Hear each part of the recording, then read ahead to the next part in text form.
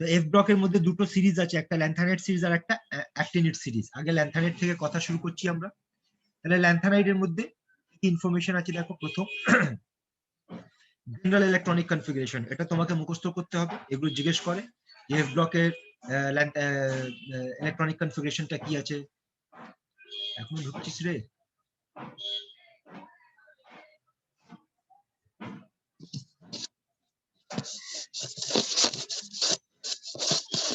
তাহলে 4f 1 থেকে 14, 5d 0 থেকে 1 আর 6s2 এটা মুখস্থ করো। রেয়ার আর্থ এলিমেন্ট নাম দিয়ে ডাকা হয় এফ ব্লক এলিমেন্ট, মানে ল্যান্থানাইট। যতগুলো এলিমেন্টস ল্যান্থানাইটের মধ্যে আছে সবকটা ধাতু, সবকটা মেটাল। আর কেমন মেটাল?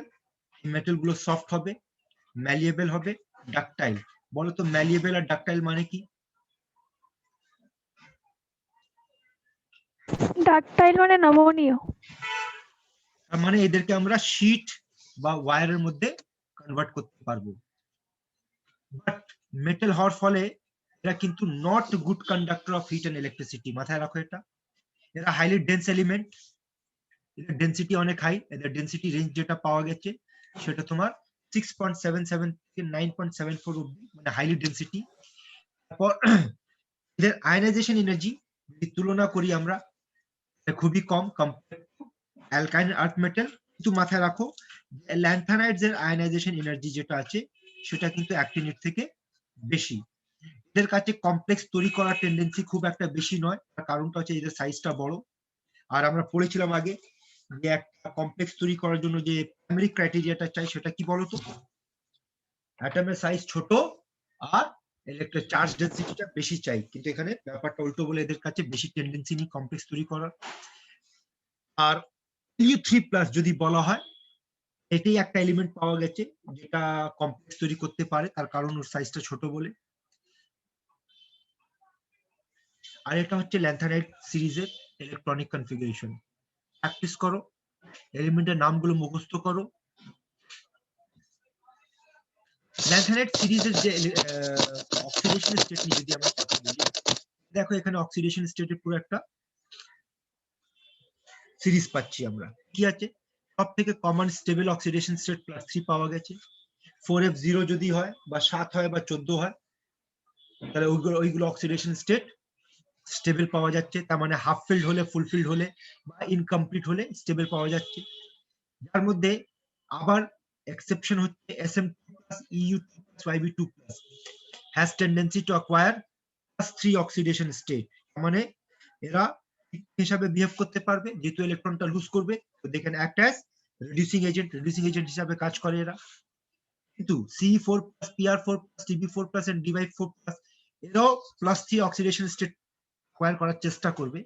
মানে তাদেরকে ইলেকট্রন গেইন করতে হবে, তার মানে তারা অক্সিডাইজিং এজেন্ট হিসাবে কাজ করবে। এগুলো একটু মাথায় রাখো যে কারা কারা অক্সিডাইজিং এজেন্ট, কারা রিডিউসিং এজেন্ট হিসেবে কাজ করবে আর কেন। মানে যারা +2 আছে, +2 থেকে +3 যাবার চেষ্টা করবে, মানে যাদের জারণ হবে তারা বিজারক হিসেবে কাজ করবে। আর +4 থেকে +3, তাহলে +4 থেকে +3 আসার মানে ওখানে বিজারণ হচ্ছে, আর যারা বিজারণ করবে তাদেরকে আমরা কি বলবো? জারক বলবো। তাহলে ওটা হচ্ছে অক্সিডাইজিং এজেন্ট। আর বেশিরভাগ কম্পাউন্ড যেটা ল্যান্থানাইট তৈরি করে তাদের নেচারটা হচ্ছে আয়নিক নেচার তৈরি করে। সাইজ নিয়ে কথা বলি, তাহলে সাইজের মধ্যে দেখো ডেটা তোমাদের কাছে একটা আছে। এই ডেটা থেকে একটা প্যাটার্ন ধরো, প্যাটার্নটা ধরবে, তাহলে দেখবে ionic radii top to bottom দেখো একদম আরামে আস্তে আস্তে করে কমছে, একদম কমে যাচ্ছে, কোনো গন্ডগোল নেই। কিন্তু যদি অ্যাটমিক রেডিয়াই ধরা হয় তাহলে দেখো কমেছে কমেছে কমেছে কমেছে কমেছে, হঠাৎ বেড়ে গেছে, আবার কমেছে কমেছে কমেছে কমছে কমছে কমছে বেড়ে গেছে। তার মানে এখানে ইররেগুলার ডিক্রিজ দেখা যাচ্ছে আর এখানে রেগুলার ডিক্রিজ দেখা যাচ্ছে। তাহলে এই ইনফরমেশন থেকে দেখো আমরা কি কি ইনফরমেশন পাচ্ছি, যেটা আমরা দেখলাম। প্রথম যে M3+ আয়ন মানে আয়নিক রেডিয়াই এরা রেগুলারলি ডিক্রিজ করছে, কিন্তু যারা অ্যাটমিক রেডিয়াই তারা ইররেগুলার র্যান্ডম অর্ডার দেখাচ্ছে, কোনো ফিক্সড অর্ডার নেই। আর এই যে ল্যান্থানাইট আয়নের যে সাইজটা কমে যাচ্ছে, সেই কমাটাকে আমরা কি নাম দিয়ে ডাকি? এটা আমরা আগেও পড়েছি, এটাকে আমরা ল্যান্থানাইট কন্ট্রাকশন দিয়ে ডাকি। আর ল্যান্থানাইট কন্ট্রাকশনের কারণটা যদি জিজ্ঞেস করে কারণটা কি, এখানে কারণটা বলা হবে সেটা হচ্ছে, তো তোমরা পড়ে নেবে, আমি 3 পয়েন্ট কথা বলে দিচ্ছি। কারণটা হচ্ছে weak screening effect of 4F orbital. কিওয়ার্ডটা জেনে রাখো যে এখানে পুয়ার স্ক্রিনিং হয়, পুয়ার স্ক্রিনিং হওয়ার ফলে সাইজ গুলো ডিক্রিজ করে। আর এখান থেকে তোমাদের পরীক্ষাতে যেটা কোয়েশ্চেন জিজ্ঞেস করবে সেটা কি শুনে নাও। একটা তো কারণ জিজ্ঞেস করবে, তাহলে কারণটা বলবি পুয়ার স্ক্রিনিং এফেক্ট, 4F অরবিটালে পুয়ার স্ক্রিনিং এফেক্ট হয়। এর সঙ্গে জিজ্ঞেস করবে যে কনসিকুয়েন্সেস, মানে এই যে ল্যান্থানাইট কন্ট্রাকশন হচ্ছে তার ফলটা কি হচ্ছে। তাহলে অনেকগুলো ফল পাচ্ছি, দেখো এক একটা করে। প্রথম, এটা আমরা আগেও পড়েছি, আবার আসছে, যে 4D আর 5D সিরিজ আমরা জানি যে টপ টু বটম গেলে সাইজ আয়নাইজেশন এনার্জি কি হয়, ডিক্রিজ করে। তা দেখা গিয়েছে যে 3D থেকে 4D আমরা যাচ্ছি তখন তো আয়নাইজেশন এনার্জি ডিক্রিজ করছে, কিন্তু যখন 4D থেকে 5D যাচ্ছি তখন আয়নাইজেশন এনার্জি ইনক্রিজ করছে।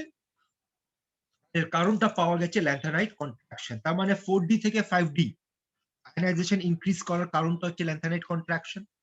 আবার মনে করে এটা আমরা পড়েছিলাম ডি ব্লকের মধ্যে, ডেনসিটি প্রায় দ্বিগুণ হয়ে যায়, ডাবল হয়ে যায়। তো দেখা গিয়েছে যে 3D থেকে 4D যখন আমরা যাচ্ছি তখন ডেনসিটিটা ইনক্রিজ করছে, নরমালি ইনক্রিজ করছে ডেনসিটি। তো যেই আমরা 4D থেকে 5D যাচ্ছি, 4D থেকে 5D, তখন প্রায় ডাবল হয়ে যাচ্ছে। আর তোমাদের যদি মনে হবে প্রিভিয়াস ক্লাসে দেখবে ডেটার মধ্যে দেখিয়েছিলাম যে 4D আর 5D যদি তুলনা করি তাহলে ডেনসিটিটা প্রায় ডাবল। আর এদের যদি কারণটা জিজ্ঞেস করা হয় তাহলে কারণটা বলা হবে ল্যান্থানাইট কন্ট্রাকশন।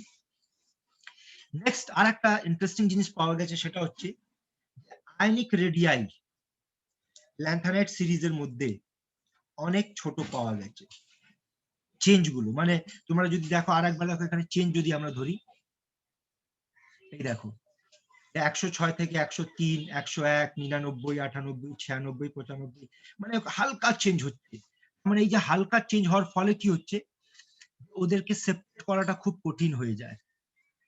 দেখো কি বলছে, since the change in atomic radii is very small, যার ফলে chemical properties are similar. R chemical properties similar হওয়ার ফলে কি হচ্ছে, difficult to separate element in the full state.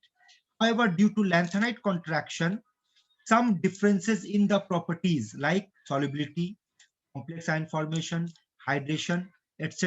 এগুলো ডিফার করছে। তাহলে এই জায়গায় আমরা ফ্র্যাকশনাল ক্রিস্টালাইজেশন মেথড থেকে এলিমেন্টস গুলোকে সেপারেট করতে পারি।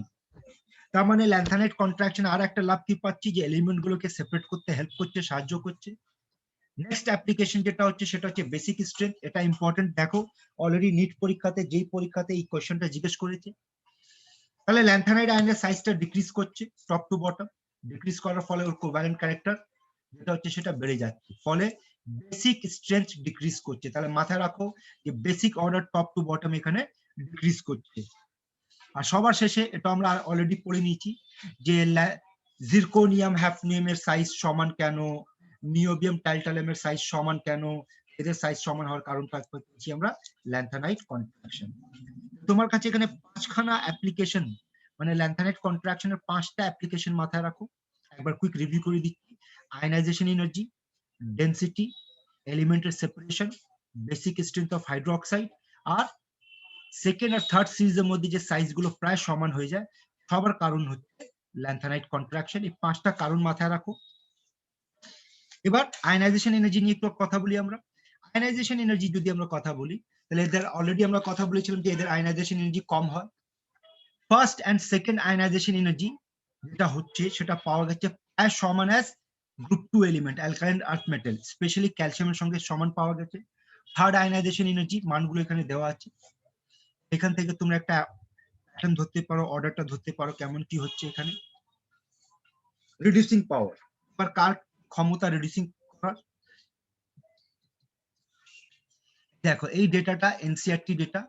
আর এখান থেকে তোমার যেটা ইনফরমেশন হচ্ছে সেটা হচ্ছে গুড রিডিউসিং এজেন্ট, ল্যান্থানাইডস আর good reducing agent because of their negative SRP, negative potential, standard reduction potential.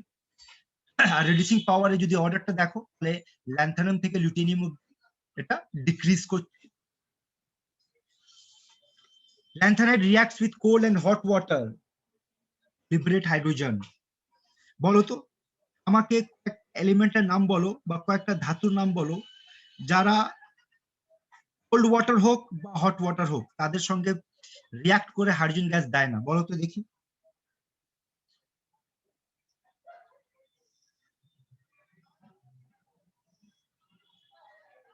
আবার শুনতে পাচ্ছিস? কোশ্চেন জিজ্ঞেস করলাম, আমাকে কিছু এলিমেন্টের নাম বলো, কিছু মেটালের নাম বলো যারা জলের সঙ্গে রিয়াক্ট করে, এটা ঠান্ডা জল হোক বা গরম জল হোক, রিয়াক্ট করে হাইড্রোজেন গ্যাস দেয় না, বলো।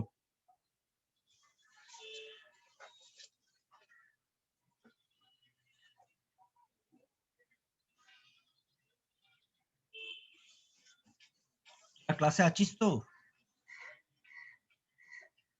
হ্যাঁ তো আচ্ছা, তোমাদের এটা মনে হয় না যে সামনে যদি স্যার কিছু জিজ্ঞেস করছে তাহলে উত্তর দেওয়া উচিত? করে বসে থাকাটা এটা একটা ব্যাড হ্যাবিট বা স্যারকে ইনসাল্ট করার মতো একটা ব্যাপার। তোদের এটা সাহস হতো যদি সামনে ক্লাসে বসে থাকতাম, জিজ্ঞেস করতাম, চুপ করে বসে থাকতাম? যদি জানা নেই সেটা বলছে স্যার জানা নেই, কিছু তো রিপ্লাই দাও আমাকে।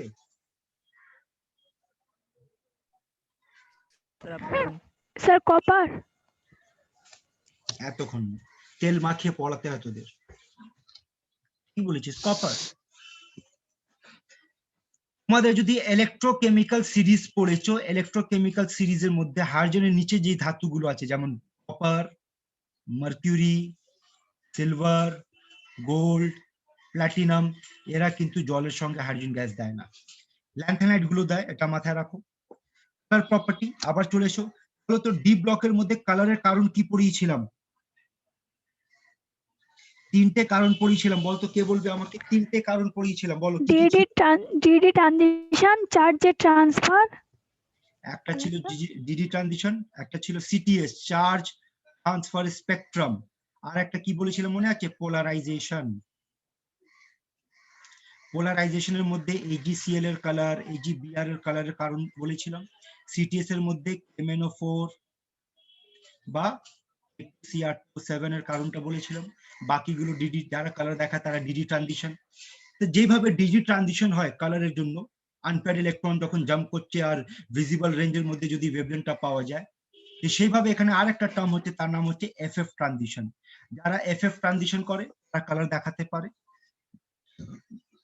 দেখা গিয়েছে M3+ আয়ন, তার মানে যারা ফুলফিল্ড বা ইনকমপ্লিট তারা কালারলেস। যেমন আমরা পড়েছিলাম D0 আর D10 এরা কালারলেস হয়, সেইভাবে F0 আর F14 এরা কালারলেস হবে, কারণ এদের কাছে আনপেয়ার্ড ইলেকট্রন নেই। আনপেয়ার্ড ইলেকট্রন নেই না হলেও FF ট্রানজিশনটা হবে না। তারপর দেখা গিয়েছে যে এখানে একটা প্যাটার্ন পাওয়া গেছে যে যদি নাম্বার অফ আনপেয়ার্ড ইলেকট্রন সমান হয়, আনপেয়ার্ড ইলেকট্রন যদি সমান হয় তখন কালারটা একই পাওয়া গেছে। এখানে পুরো একটা লিস্ট আছে, দেখে নাও। কি দেখো, এই দুটো এলিমেন্ট, দুটোর কাছে নাম্বার অফ আনপেয়ার্ড ইলেকট্রন সমান, কালারলেস পাওয়া গেছে। তার সঙ্গে আর একটা জিনিস, এটা এক্সেপশন, আবার একটা এক্সেপশন চলে এসেছে। কেন? একটু আগে বললাম F0 হলে কালারলেস পাবি, F14 হলে কালারলেস পাবি। এছাড়াও আর একটা কালারলেস পাওয়া গেছে, সেটা F1 আর F13 কালারলেস পাওয়া গেছে। বাদ বাকি দেখো, দুটো করে আনপেয়ার্ড ইলেকট্রন গ্রিন, তিনটে করে আনপেয়ার্ড ইলেকট্রন পিঙ্ক, চারটে করে পিঙ্কিশ ইয়েলো, পাঁচটা হলে ইয়েলো পাওয়া গেছে, আর ছটা হলে পিঙ্ক কালার পাওয়া গেছে। তাহলে এখানে এফ ব্লকের মধ্যে একটা প্যাটার্ন পাওয়া গেছে, যদি সমান নাম্বার অফ আনপেয়ার্ড ইলেকট্রন হয় তাহলে কালার গুলো সমান পাওয়া গেছে। আর এক্সেপশনটা পড়ে নাও, C3+ আর YB3+, এই দুটোরই কাছে আনপেয়ার্ড ইলেকট্রন আছে কিন্তু তারা কালারলেস পাওয়া গেছে।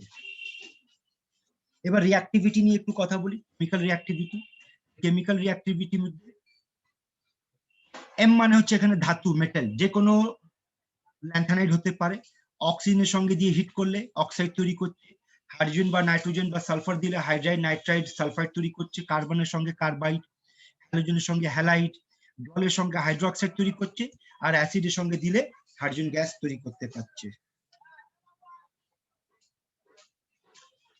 আর কিছু ইনফরমেশন আছে ল্যান্থানাইডস গুলো কেমন অক্সাইড তৈরি করে। সেস্কিউ অক্সাইড আগে বলে দিয়েছিলাম, তার মধ্যে একটা এক্সেপশন আছে, সেটা হচ্ছে সেলেনিয়াম, সেটা তৈরি করে না। বাকি সব ল্যান্থানাইড এলিমেন্ট গুলো M2O3 টাইপ এলিমেন্ট তৈরি, অক্সাইড তৈরি করবে, মানে সেস্কিউ অক্সাইড তৈরি করবে। অক্সাইডস অফ ল্যান্থানাইডস তাদের নেচার গুলো আয়নিক হবে আর বেসিক হবে। হাইড্রাইড গুলো যেটা পাওয়া গেছে সেগুলো সলিড পাওয়া গেছে। আর হ্যালাইডের মধ্যে যদি কথা হয়, হ্যালাইডের মধ্যে যারা ফ্লোরাইডস তারা ইনসলিবল পাওয়া গেছে, কিন্তু ক্লোরাইড গুলো সলিবল পাওয়া গেছে। কার্বনেট, ফসফেট, ক্রোমেট, অক্সালেট, এগুলো ল্যান্থানাইডস এর ইনসলিবল পাওয়া গেছে জলের মধ্যে, কিন্তু নাইট্রেট, অ্যাসিটেট, সালফেট এগুলো জলের মধ্যে সলিবল পাওয়া গেছে। আর এখানে একটা লাস্টের মধ্যে দেখো তোমাদের বোর্ড লেভেলে কোশ্চেনটা ছিল মিশ মেটাল একটা অ্যালয়।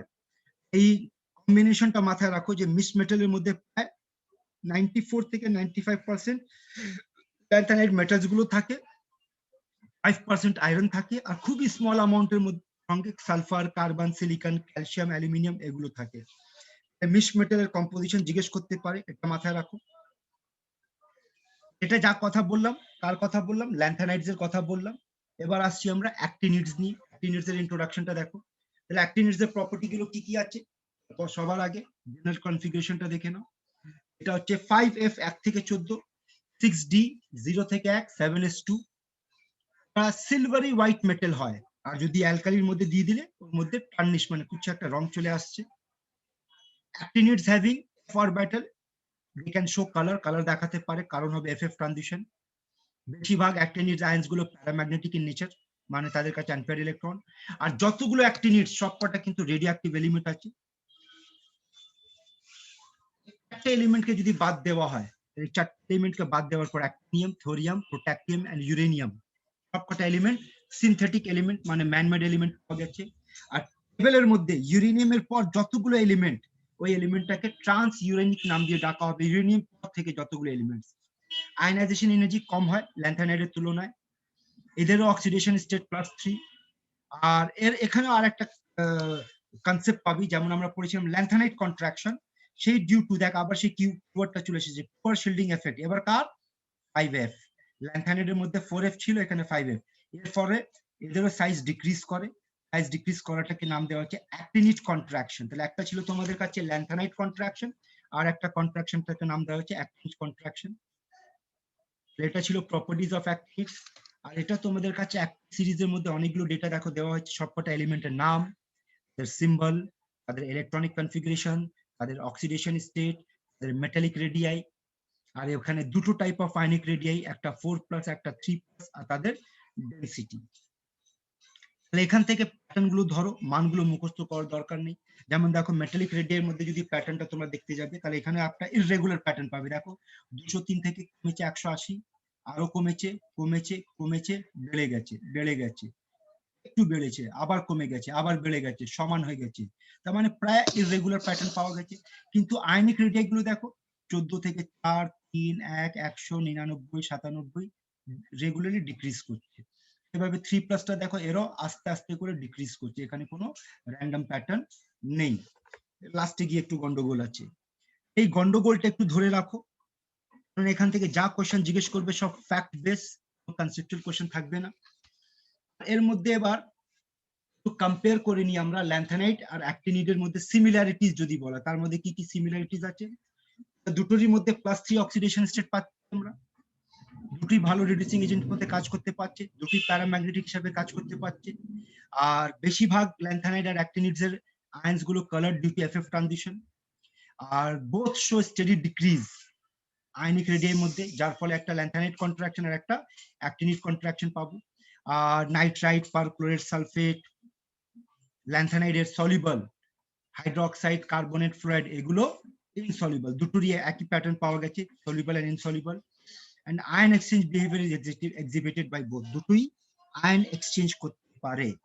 আর ডিফারেন্সে যদি কথা বলি, ল্যান্থানাইট আর অ্যাক্টিনিডের মধ্যে ডিফারেন্সটা কি, তাহলে ডিফারেন্সটা দেখো। প্রথম, ল্যান্থানাইটের মধ্যে প্রোমেথিয়ামকে বাদ দিয়ে সবকটা নন রেডিওঅ্যাক্টিভ, কিন্তু অ্যাক্টিনিডের মধ্যে সবকটা রেডিওঅ্যাক্টিভ পাওয়া গেছে।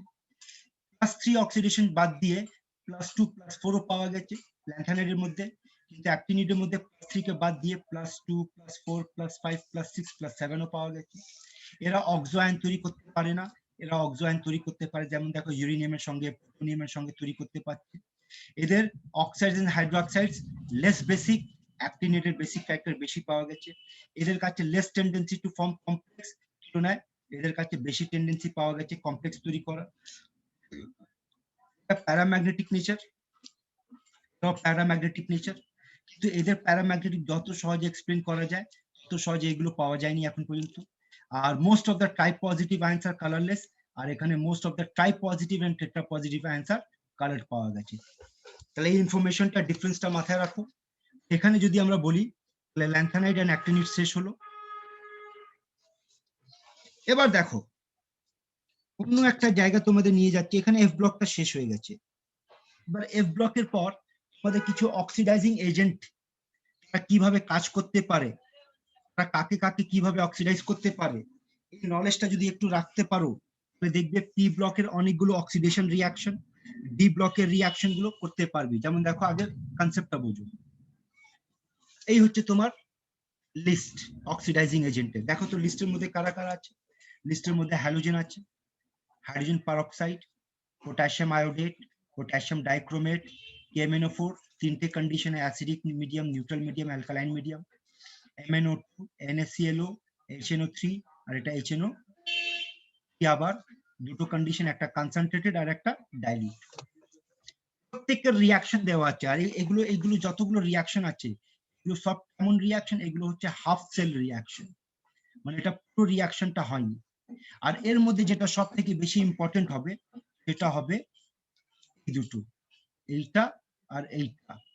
তোমাদের একটা কাজ দিচ্ছি, একটু তোমরা পেন পেপার নাও তো, পেন পেপার নিয়ে শুধু এই দুটো রিয়াকশনকে নোট করো তো। তারপর কিছু রিয়াকশন দেবো তোমাদের, অক্সিডাইজিং এজেন্টের রিয়াকশন দেবো, এগুলো একটু নোট করো তো। এই দুটোকে নোট হয়ে গেলে বলবে।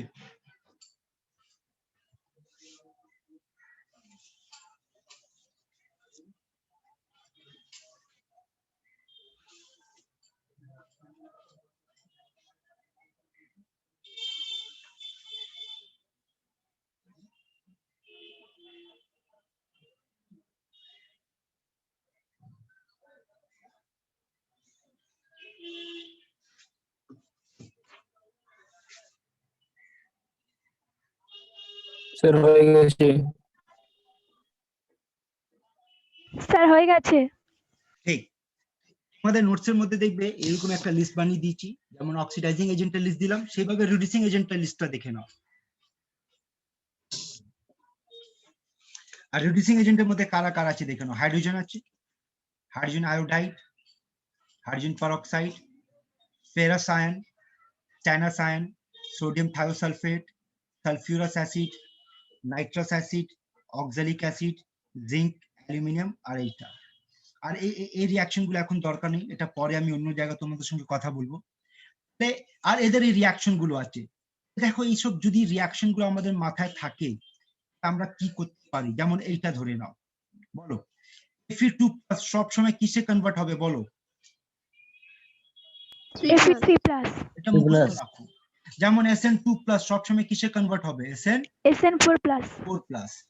কারা কারা কিসের মধ্যে যদি কনভার্ট হতে পারে সেই লিস্টটা যদি আমরা মাথায় রাখতে পারি তাহলে দেখো এই দুটো রিয়াকশন তোমাদের সিলেবাসের মধ্যে আছে, একটা K2Cr2O7 আর একটা KMnO4 as an oxidising agent.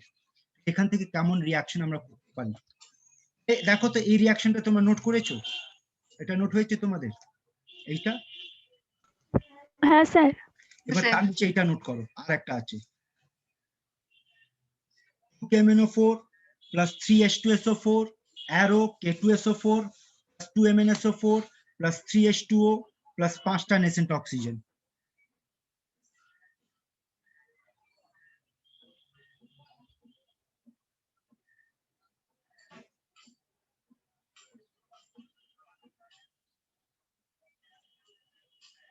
হয়ে গেছে স্যার। বাহ, এবার দেখো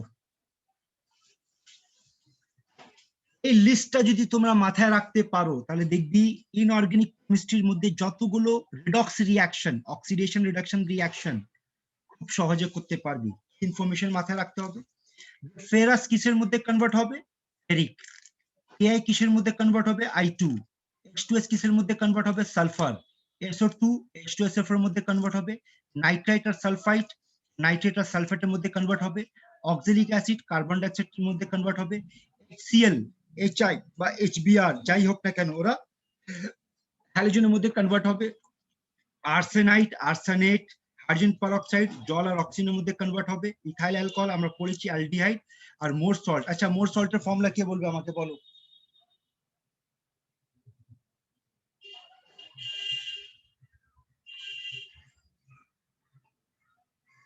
কেউ বলবে না, ঠিক আছে একটু পরে কথা বলবো।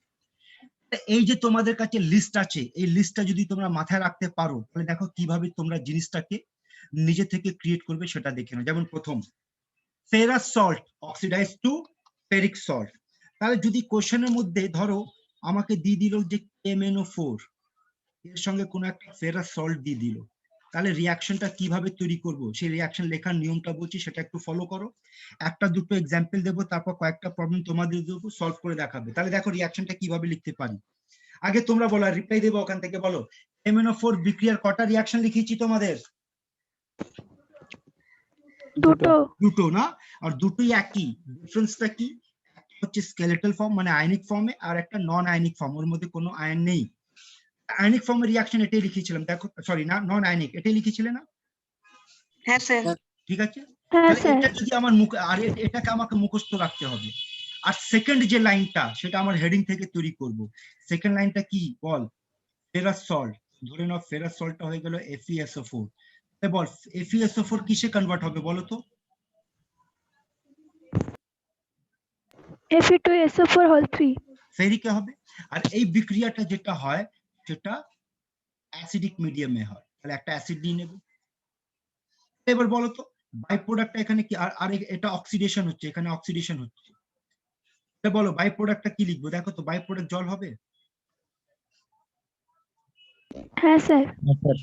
এটাকে ব্যালেন্স করো, বলো ইকুয়েশনটা ব্যালেন্স আছে? না স্যার। না স্যার। আর তাহলে কি করলে এবার ব্যালেন্স হয়েছে দেখো? হ্যাঁ স্যার। হয়েছে। এবার আমরা কি করব, এই দুটো ইকুয়েশনটাকে অ্যাড করব। অ্যাড করার সময় এটাকে 5 দিয়ে গুণ করব। 5 দিয়ে গুণ করলে কি হবে, এখান থেকে 5টা নেসেন্ট অক্সিজেন, এখান থেকে 5টা নেসেন্ট অক্সিজেন কেটে যাবে। আমাদের ফাইনাল আনসারটা কি হবে বলো তো? ফাইনাল আনসারটা হবে MnO4 plus 8H2SO4 plus 10FeSO4। একটা কি হবে? K2SO4 2MnSO4 3 plus 8 8H2O আর 5Fe2SO4 whole 3। মানে আমার বলার উদ্দেশ্যটা কি শোনো, যদি প্রথম লাইন তোমাদের মুখস্থ আর সেকেন্ড লাইনটা তোমরা যদি কোশ্চেন থেকে বার করতে পারবে, তাহলে দুটো পার্টকে যোগ করে আমরা ফাইনাল ইকুয়েশনটা তৈরি করতে পারবো। যেমন এবার এটাকে আর একবার দেখো, তাহলে দেখো তো এটাই আমরা পড়েছিলাম, তাহলে ওভারঅল এটাই আসছে আমাদের আনসার। চেক করো। হ্যাঁ স্যার। এবার এই ইকুয়েশনটাকে আমরা আর একভাবে লিখতে পারি, সেটা ছিল এইটা, দেখো তো এইটা তোমরা নোট করেছিলে? হ্যাঁ স্যার। এবার বল অ্যাকর্ডিং টু হেডিং কোনটা কিসে কনভার্ট হবে বলো? এবার তো আয়ন লিখবো আমরা, পুরো সল্টটাতে লিখতে যাব না। Ferrous will be converted to ferric Fe3+। এবার এটাকে ব্যালেন্স করো, ব্যালেন্স করো। দেখো তো ব্যালেন্স হচ্ছে এইভাবে।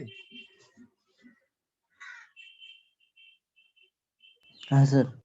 আয়ন হলে মাথায় রাখবি দুটো ব্যালেন্স করতে হবে, অ্যাটমকে ব্যালেন্স করতে হবে, চার্জকে ব্যালেন্স করতে হবে। অ্যাটম তো অলরেডি ব্যালেন্স আছে, চার্জকে ব্যালেন্স করলে এটা পাচ্ছি আমরা। এবার বল উপরে কটা ইলেকট্রন? 5টা, তাহলে এটাকে 5 দিয়ে গুণ কর,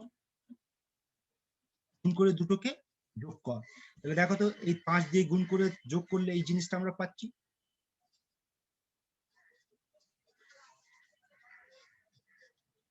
দেখো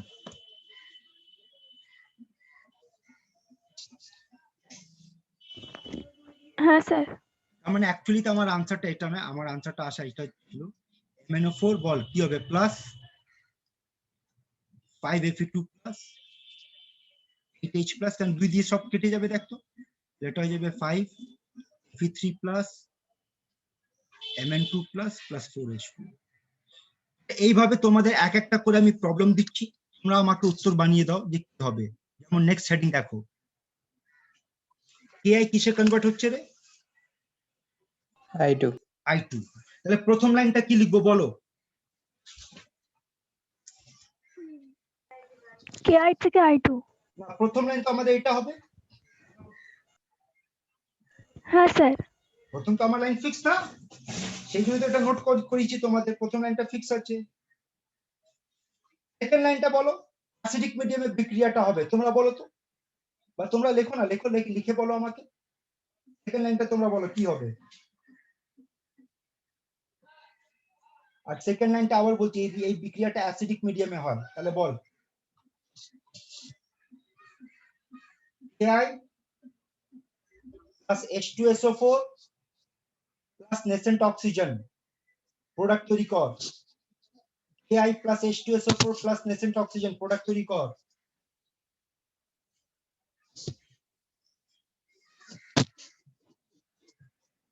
বলো Ki কি দেবে? K2SO4 I2 plus জল। ভেরি গুড, তাহলে দেখো এটা আসবে।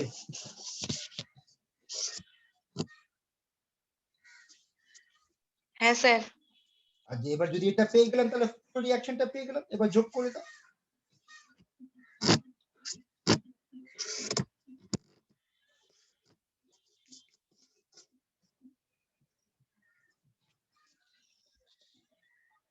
এই রিঅ্যাকশনে যদি স্কেলেটন ইকুয়েশন লিখতে হয় তাহলে প্রথম লাইনটা তো এটা লিখবো আমরা। হ্যাঁ স্যার। সেকেন্ড লাইনটা কি লিখবো বলো? I minus plus H plus থেকে I2। দেখো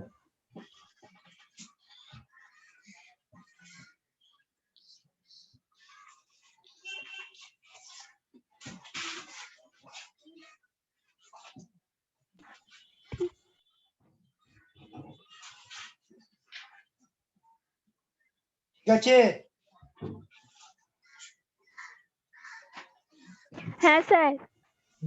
চলো এবার তোমাদের একটা হেডিং দিলাম, তোমরা সলভ করে দেখাও। দুটি সলভ করো, আয়নিক আর নন আয়নিক দুটি সলভ করে আমাকে ইকুয়েশনটা বলো তো, তোমাদের ফাইনাল উত্তরটা কি আসছে, তারপর এখান থেকে আমরা মিলিয়ে নেব।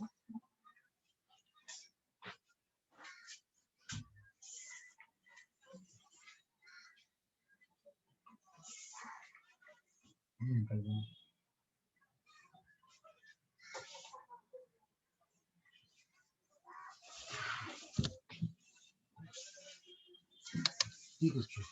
ওই আপনার এই প্রবলেমটা দেখছি এখন। শোনো না, একে একটু নিচে নিয়ে যাও, মানে মন্দিরে গেছে হ্যাঁ হ্যাঁ ওখানে পিৎজা পাওয়া যায়, একটা পিৎজা করে চলো। পিৎজা নিচে আচ্ছা মানে নিয়ে আসবো না ইয়ে যাও থাকতে যাও না, হ্যাঁ তুমি নিয়ে যাও মন্দিরে, এই ক্রিটিক্যাল কেউ টাকা নাও। আচ্ছা, আচ্ছা।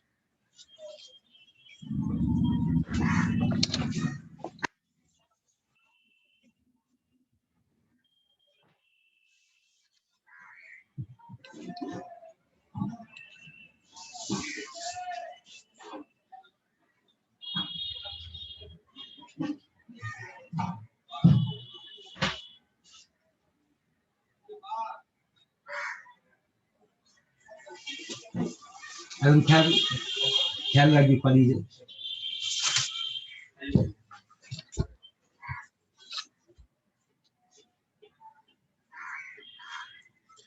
উত্তর বলো।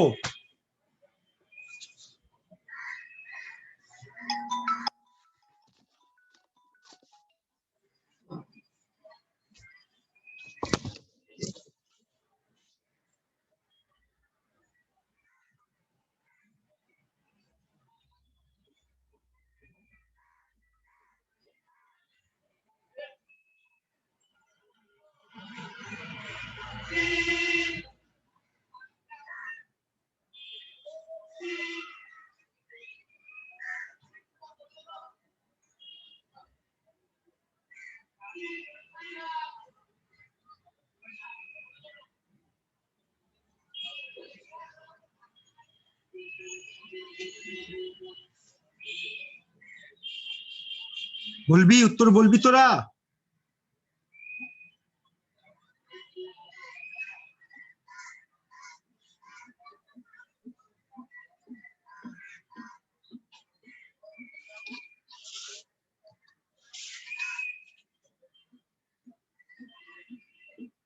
দেখে নাও, মিলিয়ে নাও।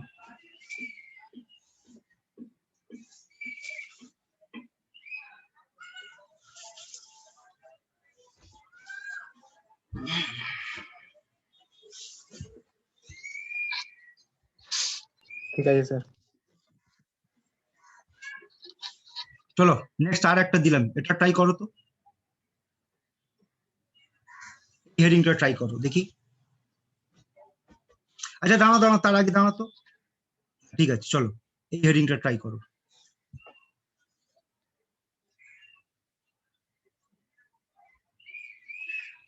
অ্যাটলিস্ট কিছু বলো, এইভাবে ক্লাস হয় না, জিজ্ঞেস করে যাচ্ছি উত্তর দাও, বলছে না।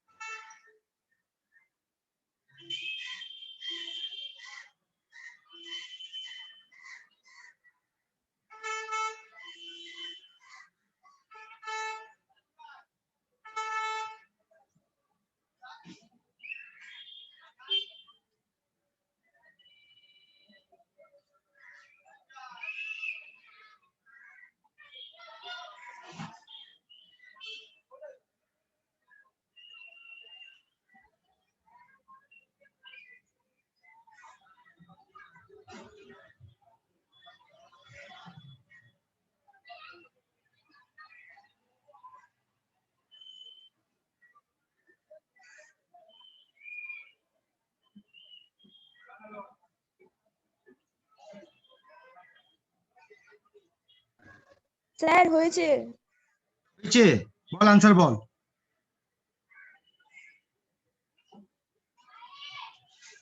আনসার বল, কি পেয়েছিস বল। স্যার SO2 আর 2 অণু জল নিয়ে H2SO4 তৈরি হবে। দেখো তো এটা হচ্ছে। হ্যাঁ স্যার এটাই হয়েছে। হ্যাঁ, এবার দেখো এখানে কোশ্চেনে জল বলা ছিল না, এটা তোমাকে নিজে চিন্তা করতে হবে। যদি আমার হেডিংটা বলছে যে SO2 যদি H2SO4 এ কনভার্ট হচ্ছে, তার মানে এখানে হাইড্রোজেন দরকার, তাহলে সেই জন্য নিজে থেকে জল নেব। এবার ম্যাচ করছে। আয়নিকটা তৈরি করেছো, আয়নিকটা এইটা তৈরি হয়েছে, এটা হ্যাঁ স্যার। বলো তো, কে বলবে বলো তো শুনি।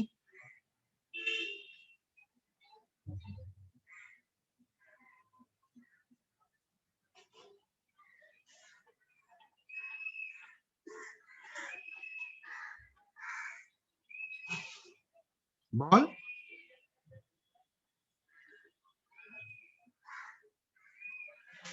স্যার H টা 4+ থেকে 6+ হচ্ছে।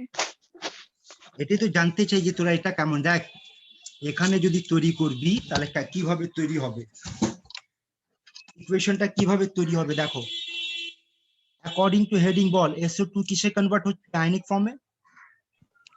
SO4 to minus। হ্যাঁ, এবার এটাকে ব্যালেন্স করতে হবে। তো ব্যালেন্স করি, বল কি করবি ব্যালেন্স। তাহলে দেখো তো, ডান দিকে 4টে অক্সিজেন, ডান দিকে 4টে অক্সিজেন, তাহলে বলো 4 অণু জল লাগবে। তাহলে দুটো জল দেবো কেন, 4টে। দেখো তো, হ্যাঁ ডান স্যার। দিকে যদি 4টে অক্সিজেন, তাহলে বাঁ দিকে আগে থেকে তো দুটো অক্সিজেন আছে তো, হ্যাঁ স্যার দুটো দুটো হবে। অক্সিজেনকে ব্যালেন্স করতে হ্যাঁ, গেলে স্যার। দুটো জল দিলাম। এবার যেই হ্যাঁ দুটো জল দিচ্ছি তখন কি দেখতে পাচ্ছি যে 4টে হাইড্রোজেন ডান দিকে শর্ট হয়ে গেল, তাহলে ডান দিকে কি 4H করবো, plus 4H plus। হ্যাঁ তাহলে ডান দিকে 4টে H প্লাস দেবো। এবার চার্জ ব্যালেন্স করব, বাঁ দিকে দেখো কোনো চার্জ নেই, নিউট্রাল। হ্যাঁ, ডান দিকটাকে এবার নিউট্রাল করতে হবে, +2e +2 করে দিই। দুটো ইলেকট্রন, এটাকে যদি 5 দিয়ে গুণ করি তাহলে দেখো তো এটি আসছে, চেক করো।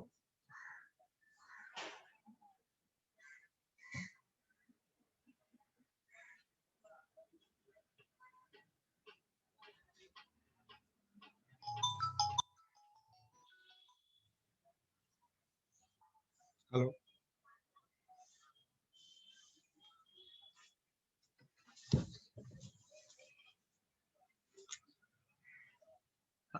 হ্যালো,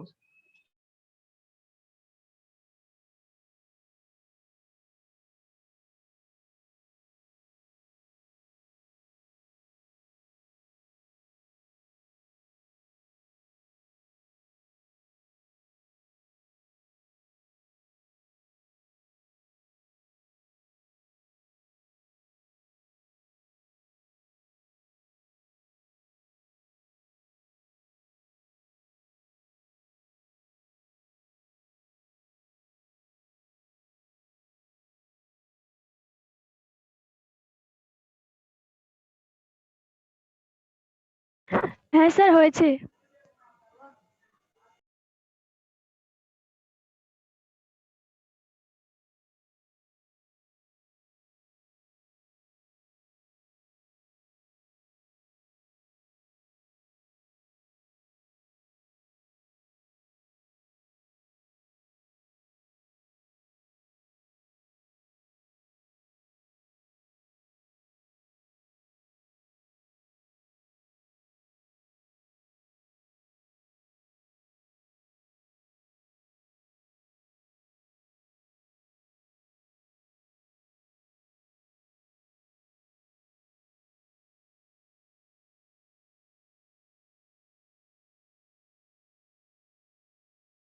ঠিক আছে স্যার।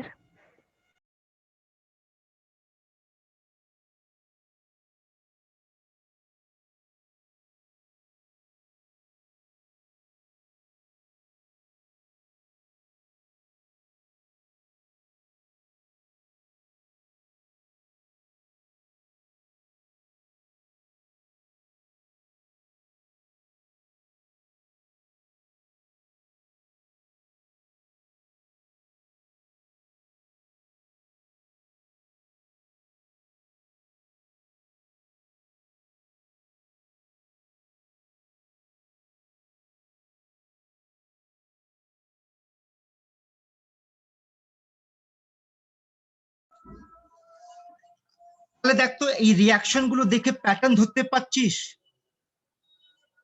হ্যাঁ স্যার। সবার মধ্যে একটা প্যাটার্ন পাবি, যদি ওই প্যাটার্নটা প্র্যাকটিস করে রাখতে পারিস তাহলে দেখবি অনেকগুলো রিয়াকশন যেটা ইনঅর্গানিক কেমিস্ট্রি রিয়াকশন সেটা তোমাকে মুখস্থ করতে হবে না, তুমি ওটা খুব সহজে সলভ করতে পারবে।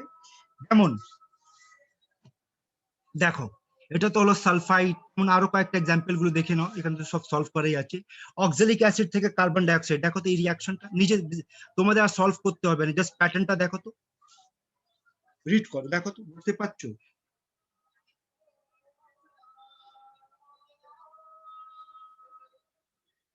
হ্যাঁ স্যার। এই যে প্যাটার্ন গুলো আছে এই প্যাটার্নটা তোমাদের ধরে রাখতে হবে, আর এই প্যাটার্নটা ধরে রাখার জন্য যে প্রথম লাইনটা সেটা মুখস্থ করে রাখতে হবে, আর দ্বিতীয় লাইনটা যেটা হচ্ছে সেটা তোমাকে জেনে রাখতে হবে। সেটা হচ্ছে ফেরাসটা ফেরিকে কনভার্ট হবে, স্ট্যানাস স্ট্যানিকে কনভার্ট হবে, সালফাইড গুলো সালফারে কনভার্ট হবে, নাইট্রাইট নাইট্রেটে কনভার্ট হবে, অক্সালিক অ্যাসিড কার্বন ডাইঅক্সাইডে কনভার্ট হচ্ছে। যেমন দেখো এখানে এইচএক্স হ্যালোজেনে কনভার্ট হচ্ছে,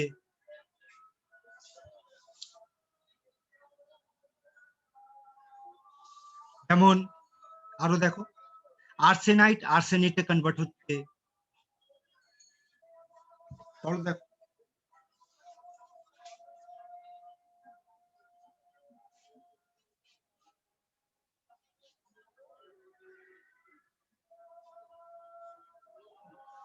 যেমন হাইড্রোজেন পারঅক্সাইড ওয়াটার অক্সিজেন দিচ্ছে আমাদের,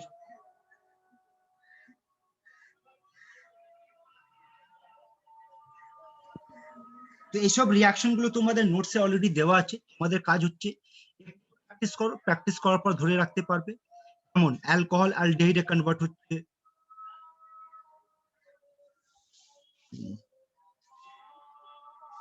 এবার একটু আগে একটা প্রশ্ন জিজ্ঞেস করেছিলাম, সেই প্রশ্নটা আবার রিপিট করছি, মোর সল্টের ফর্মুলা কি?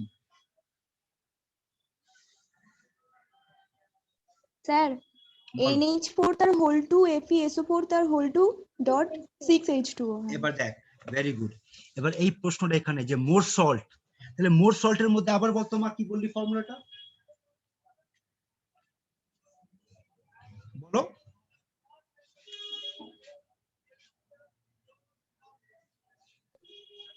আরেকবার বলবো? হ্যাঁ আরেকবার বলো। NH4 তার হোল 2 FeSO4 তার হোল 2 ডট 6H2O। দেখো এটা হচ্ছে মোর সল্টের ফর্মুলা। এত বড় সল্ট নিয়ে কোনো চাপ নেই, দেখ কত সোজা খেলাটা আছে, বোঝার চেষ্টা করবি। হ্যাঁ, এর মধ্যে এইটা কি রে, তাহলে এটা হচ্ছে ফেরাস, আর ফেরাসটা কি হ্যাঁ, দেবে স্যার। বল? ফেরিক। ফেরিক। বাকি আর কোনো চেঞ্জ হয়নি, ওইরকম থেকে গেছে।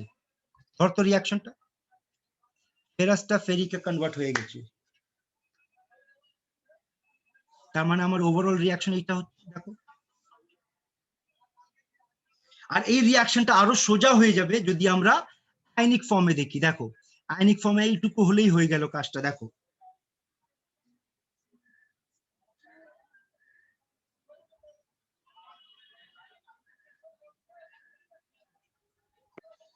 হ্যাঁ স্যার, ঠিক আছে। তাহলে এই যে প্যাটার্নটা দেখালাম তোমাদের, এই প্যাটার্নটা তোমরা একটু প্র্যাকটিস করে রাখো। এই প্যাটার্নটা প্র্যাকটিস করলে তোমরা আইডিয়া পাবে যে KMnO4 বা K2Cr2O7 এই একই ভাবে। ধরো যদি K2Cr2O7 হতো, তাহলে বলো তো K2Cr2O7 এর রিয়াকশনটা একটু আগে আমরা কি পড়েছিলাম?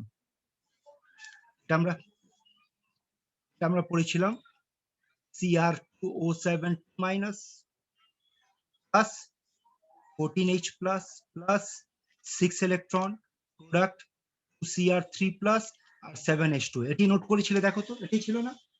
হ্যাঁ স্যার। হ্যাঁ এবার যদি স্যার। এখানে বলে দেয় যে মোর সল্ট, বলো মোর সল্ট হলে আমি কি বলবো? Fe2 প্লাস থেকে কি হলো Fe3 প্লাস, হচ্ছে ইলেকট্রন 6 দিয়ে গুণ করলাম, অ্যাড করলাম, ফাইনাল আনসার তৈরি হয়ে গেল। বুঝতে পারছিস? হ্যাঁ স্যার। এইভাবে একটু প্র্যাকটিস করে রাখো, এখান থেকে কোশ্চেন গুলো জিজ্ঞেস করে, আর এইগুলো করে নিলে না, তাহলে দেখবি অন্য অন্য চ্যাপ্টারে যেখানে যেখানে KMnO4 এর বিক্রিয়াগুলো আছে বা K2Cr2O7 বিক্রিয়াগুলো আছে, শুধু সেটা কেন তোমরা অন্যটাও করতে পারো। দেখো দেখাচ্ছি, ধরো কোশ্চেনের মধ্যে ধরো একটা এক্সাম্পল ধরো বলে দিল MnO2, এই দেখো এই রিয়াকশনটা, এটা বলে দিল যে MnO2 সঙ্গে যদি H2S দেওয়া হয় তাহলে কি হবে। আমরা দেখে নিলাম এই MnO2 এই পার্টটা, এটা আমার ফার্স্ট লাইন তৈরি হবে। সেকেন্ড লাইন কি তৈরি করব? সালফার 2 মাইনাস থেকে সালফার প্লাস দুটো ইলেকট্রন, দুটোকে অ্যাড করে দাও, এটি তোমার ফাইনাল আনসার তৈরি হয়ে যাচ্ছে। বল বুঝতে পারছিস? হ্যাঁ স্যার। তার মানে প্রথম লাইনটা আমরা যদি এখান থেকে মাথায় রাখি আর সেকেন্ড লাইনটা যদি আমরা নিজে থেকে তৈরি করতে পারি, তাহলে রেডক্স রিঅ্যাকশন আমরা নিজে থেকে ক্রিয়েট করতে পারবো। তাহলে এটা পুরোপুরি প্র্যাকটিসের খেলা আছে, প্র্যাকটিস করো। এরপর চলো আমাদের কেমিক্যাল বন্ডিং এ যে একটা সেকশন বাকি ছিল সেই পার্ট শেষ করি। কেমিক্যাল বন্ডিং আমাদের যেটা বাকি ছিল সেটা ছিল হাইড্রোজেন বন্ড, আর বাকি ছিল ভ্যান ডার ওয়াল ফোর্স, আর একটা টপিক বোধহয় ছিল সেটা ছিল, আচ্ছা আমরা এটা করেছিলাম, কি নাম বলেছিলাম ওটা, এই ফর্মাল চার্জ। না স্যার। তো চলো শুরু করি।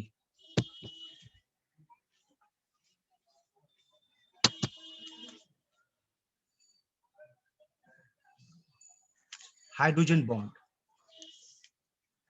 হাইড্রোজেন বন্ডের মধ্যে প্রথম পয়েন্ট কারণ, কেন হয় হাইড্রোজেন বন্ড। এর কারণটা দুটো কারণ পাওয়া গেছে। একটা কারণের নাম হচ্ছে ডাইপোল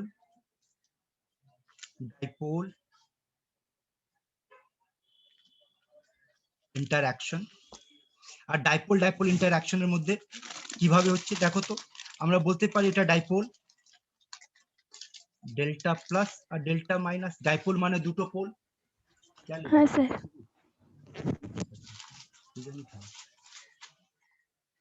আর একটা আমরা বলতে পারি HF আর একটা নিয়ে নাও, তাহলে এখানে দুটো পোল তৈরি হচ্ছে, ডেল্টা প্লাস ডেল্টা মাইনাস, তাহলে এইটা হলো একটা ডাইপোল, আর একটা এখানে ডাইপোল তৈরি হলো। আর এই ডাইপোলের মধ্যে যদি আমরা দেখি তাহলে ফ্লোরিনের মাইনাস হাইড্রোজেনের প্লাসের মধ্যে একটা ইন্টারঅ্যাকশন কাজ করবে, ইন্টারঅ্যাকশনটাকে আমরা বলবো হাইড্রোজেন বন্ড। সেকেন্ড যে কারণটা হচ্ছে তার নাম হচ্ছে আয়ন ডাইপোল ইন্টারঅ্যাকশন। এবার আয়ন ডাইপোল ইন্টারঅ্যাকশনে ধরে নাও এটা হচ্ছে আয়ন আর এটা হলো ডাইপোল, এখানে ডেল্টা প্লাস এখানে ডেল্টা মাইনাস। আবার এর মধ্যে এই যদি বলি তাহলে এটা হচ্ছে আয়ন, এটা হলো ডাইপোল, আর এর মধ্যে যে ইন্টারঅ্যাকশনটা হবে ফ্লোরিনের মাইনাস আর হাইড্রোজেনের প্লাসের মধ্যে, এই ইন্টারঅ্যাকশনটাকে আমরা বলবো হাইড্রোজেন বন্ড। হাইড্রোজেন বন্ড হওয়ার কারণটা মাথায় রাখবি, ডাইপোল ডাইপোল ইন্টারঅ্যাকশন অথবা ion dipole interaction. Next point যেটা হচ্ছে কারণ পড়লাম, কারণের পর কন্ডিশন। হাইড্রোজেন বন্ড বানাবার কন্ডিশনটা কি? হাইড্রোজেন বন্ড বানাবার কন্ডিশন হচ্ছে হাইড্রোজেন যেই অ্যাটমের সঙ্গে, ধরে নাও সেই অ্যাটমটা হচ্ছে জেড, তাহলে যেই অ্যাটমের সঙ্গে বন্ড বানাবে তার দুটো প্রপার্টি চাই, তার সাইজ ছোট চাই আর ইলেকট্রোনেগেটিভিটি বেশি চাই। আর এই পুরো প্রপার্টিটা মানে এই জিনিসটা কেমিস্ট্রির মধ্যে তিনটে এলিমেন্ট দেখাবে, সেটা হচ্ছে ফোন, ক্লোরিন, অক্সিজেন, নাইট্রোজেন। তাহলে ফ্লোরিন, অক্সিজেন, নাইট্রোজেন এই তিনটে এলিমেন্টের সঙ্গে হাইড্রোজেন বন্ড তৈরি করতে পারবে, কারণটা হচ্ছে ওদের সাইজ ছোট আর ইলেকট্রোনেগেটিভিটি বেশি। কিন্তু এটাকে বাদ দিয়ে আবার একটা এক্সেপশন চলে আসছে, বলতো ফ্লোরিন, অক্সিজেন, নাইট্রোজেনকে বাদ দিয়ে আর কোন এলিমেন্ট আছে যে হাইড্রোজেন বন্ড তৈরি করতে পারে? ক্লোরিন। ক্লোরিন। আর ক্লোরিন সব জায়গায় তৈরি করতে পারে না, মাত্র একটাই জায়গায় তৈরি করতে পারে, সেই জায়গাটা কি বল? ক্লোরিন সব জায়গায় তৈরি করতে পারে না, শুধু একটাই জায়গায় তৈরি করতে পারে, তার নাম হচ্ছে ক্লোরাল হাইড্রেট। হ্যাঁ স্যার। না? আর ক্লোরাল হাইড্রেটের ফর্মুলা বল? CCl3.H2O। আর এর স্ট্রাকচারটা কেমন হবে? এখানে একটা ক্লোরিন, এখানে একটা ক্লোরিন, এখানে একটা ক্লোরিন, তারপর CH, এই CH এর সঙ্গে একটা OH এখানে, একটা OH এখানে, আর এই ক্লোরিনের সঙ্গে এই হাইড্রোজেন বন্ড হবে, আর এই ক্লোরিনের সঙ্গে এই হাইড্রোজেনটা হাইড্রোজেন বন্ড তৈরি করবে। তাহলে কন্ডিশন জেনে রাখো যে সাইজ ছোট, ইলেকট্রোনেগেটিভিটি বেশি হলে দেখাবে, আর এই কন্ডিশনটা মাত্র তিনটে এলিমেন্ট দেখাতে পারে, ফ্লোরিন, অক্সিজেন, নাইট্রোজেন। এটাকে বাদ দিয়ে একটা এক্সেপশন হচ্ছে, সেই এক্সেপশনটা হচ্ছে তোমার ক্লোরিন। আর ক্লোরিন সব জায়গায় দেখাবে না, একটাই জায়গায় দেখাবে, সেটা হচ্ছে ক্লোরাল। এবার এখানে একটা তোমাদের জন্য কোশ্চেন আছে, কোশ্চেনটা শোনো, বলো তো HCl, বলো এখানে কি ডাইপোল আছে? হ্যাঁ স্যার। আবার একটা HCl, এখানে একটা ডাইপোল আছে। হ্যাঁ স্যার। তাহলে বলো তুই এখানে তাহলে কি ইন্টারঅ্যাকশন হবে? বলো।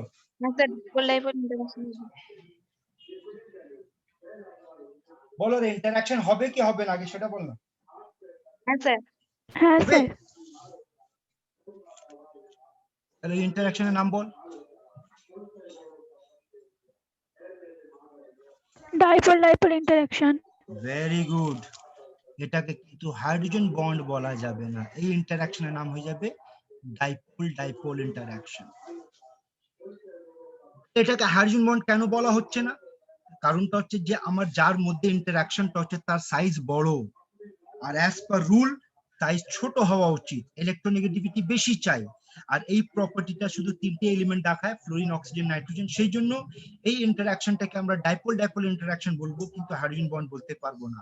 তাহলে এখান থেকে দেখ একটা স্টেটমেন্ট তৈরি হচ্ছে যে যতগুলো হাইড্রোজেন বন্ড সবগুলো ডাইপোল ডাইপোল ইন্টারঅ্যাকশন বা আয়ন ডাইপোল ইন্টারঅ্যাকশন, কিন্তু যতগুলো ডাইপোল ডাইপোল ইন্টারঅ্যাকশন সবগুলো কিন্তু হাইড্রোজেন বন্ড হবে না। বুঝতে পারছিস স্টেটমেন্টটা? all hydrogen bond are dipole, but all dipole are not hydrogen bond. বুঝতে পারছিস? হ্যাঁ স্যার। নেক্সট হচ্ছে হাইড্রোজেন বন্ডের strength directly proportional to electronegativity. তার মানে হাইড্রোজেন আর ফ্লোরিনের মধ্যে যদি হাইড্রোজেন বন্ড তৈরি হয়, হাইড্রোজেন আর অক্সিজেনের মধ্যে যদি হাইড্রোজেন বন্ড তৈরি হয়, হাইড্রোজেন আর নাইট্রোজেনের মধ্যে, তাহলে দেখো তো এই অর্ডারটা ফলো হবে। যার ইলেকট্রোনেগেটিভিটি বেশি হবে তার হাইড্রোজেন, সেখানে হাইড্রোজেন স্ট্রেংথ বেশি হবে।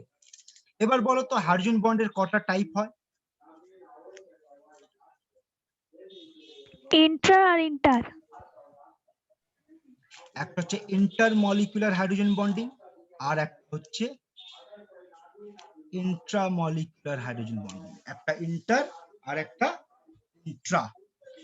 ইন্টারমলিকুলার হাইড্রোজেন বন্ডিং কাদের কাদের মধ্যে হবে? দুটো মলিকিউলের মধ্যে হবে। সেই দুটো মলিকিউল সেম হতে পারে, যেমন দেখো এইচএফ আর এইচএফ এর মধ্যে দেখাচ্ছি, এইভাবে চলতে চলে যাবে।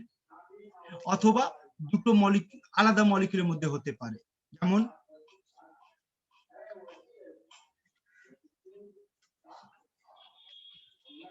কার মধ্যে হলো বল এখানে? জল আর অ্যালকোহলের মধ্যে। আর ইন্ট্রামলিকুলার হাইড্রোজেন বন্ডিং যেটা হবে সেটা নিজের মধ্যে করবে, যেমন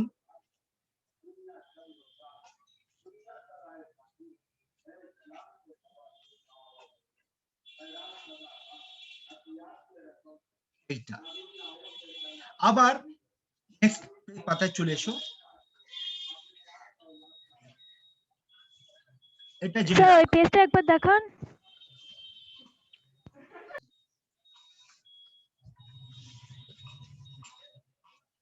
ঠিক আছে স্যার। কন্ডিশন কার জন্য? Condition condition for intramolecular hydrogen bonding. বলো কে বলবে ইন্ট্রামলিকুলার হাইড্রোজেন বন্ডিং এর জন্য কন্ডিশনটা কি? দুটো কন্ডিশন জেনে রাখ। হাইড্রোজেন অ্যাটম আর জেড। জেড মানে কে হতে পারে বল? যে কোনো একটা হতে পারে, ফ্লোরিন, অক্সিজেন, নাইট্রোজেন। এগুলো পাশাপাশি থাকতে হবে, কাছে থাকতে হবে, ক্লোজার। আর হাইড্রোজেন বন্ড বানাবার পর 5 অথবা 6 মেম্বার রিং তৈরি হতে হবে। এই দুটো কন্ডিশন হলে তাহলে ইন্ট্রামলিকুলার হাইড্রোজেন বন্ডিং হবে, নাহলে হবে না।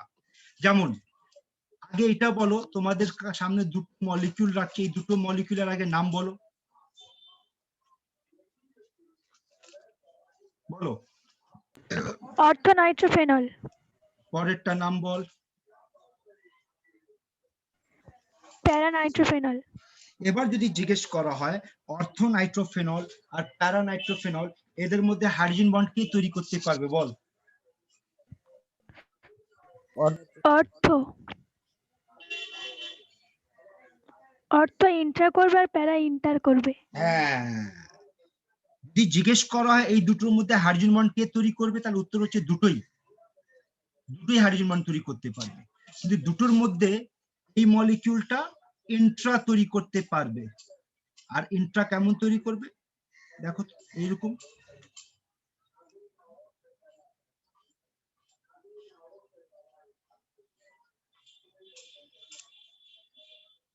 আর এরা কেমন তৈরি করতে পারবে? ইন্টার। ইন্টার কেমন তৈরি হবে দেখো।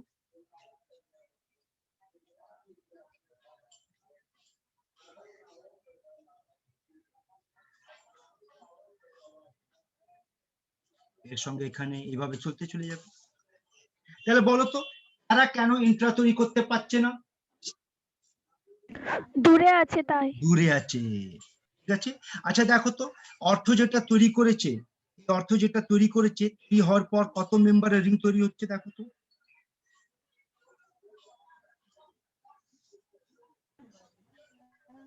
এমন রিং দেখতে পাচ্ছিস? 6 মেম্বার রিং তৈরি হচ্ছে। যেমন আর একটা এক্সাম্পল দেখো, সব থেকে আগে আগে বলো আমাকে যে ম্যালিক অ্যাসিড কি হয়? আর ফিউমারিক অ্যাসিড কি হয়? তাহলে দেখো তো, C is the malic R trans the fumaric. এটা হচ্ছে ম্যালিক অ্যাসিড,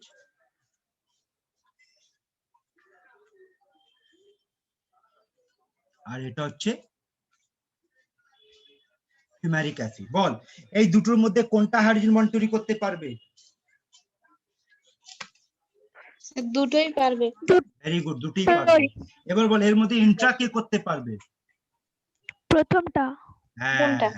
কারণ এই দুটো পাশাপাশি, দেখ এটা উল্টো দিকে চলে গেছে, তাহলে উল্টো দিকে গেলে ডিসটেন্সটা বেড়ে গেছে। মানে মাথায় রাখবি ইন্ট্রা তখনই তৈরি হবে যখন মলিকিউল গুলো যাদের যাদের মধ্যে বন্ডিং হবে হাইড্রোজেন বন্ডিং, তারা যদি কাছাকাছি থাকে, পাশে থাকে, তাহলে হবে। দূরে থাকলে তখন ইন্টার হবে, ইন্ট্রা হবে না। বুঝেছিস সেই অবধি? এবার দেখো নেক্সট যেটা হচ্ছে, এটা তো ইন্ট্রোডাকশন হয়ে গেল কি কি হয়, ঠিক আছে। এবার আমরা কথা বলতে যাচ্ছি অ্যাপ্লিকেশন নিয়ে, আর এখান থেকে সব থেকে বেশি কোয়েশ্চেনটা পাবি। এই অ্যাপ্লিকেশনের একটা ছোট্ট প্যাটার্ন দিয়ে দিচ্ছি, সেই ছোট্ট প্যাটার্ন ধরে রাখ। সেটা হচ্ছে যে boiling point, melting point, intermolecular force, সান্দ্রতা মানে viscosity, surface tension, refractive index, solidity, এসব প্রপার্টি গুলো বেড়ে যাবে। আর এই প্রপার্টি গুলো কখন বেড়ে যাবে? যখন ইন্টারমলিকুলার হাইড্রোজেন বন্ডিং কাজ করবে।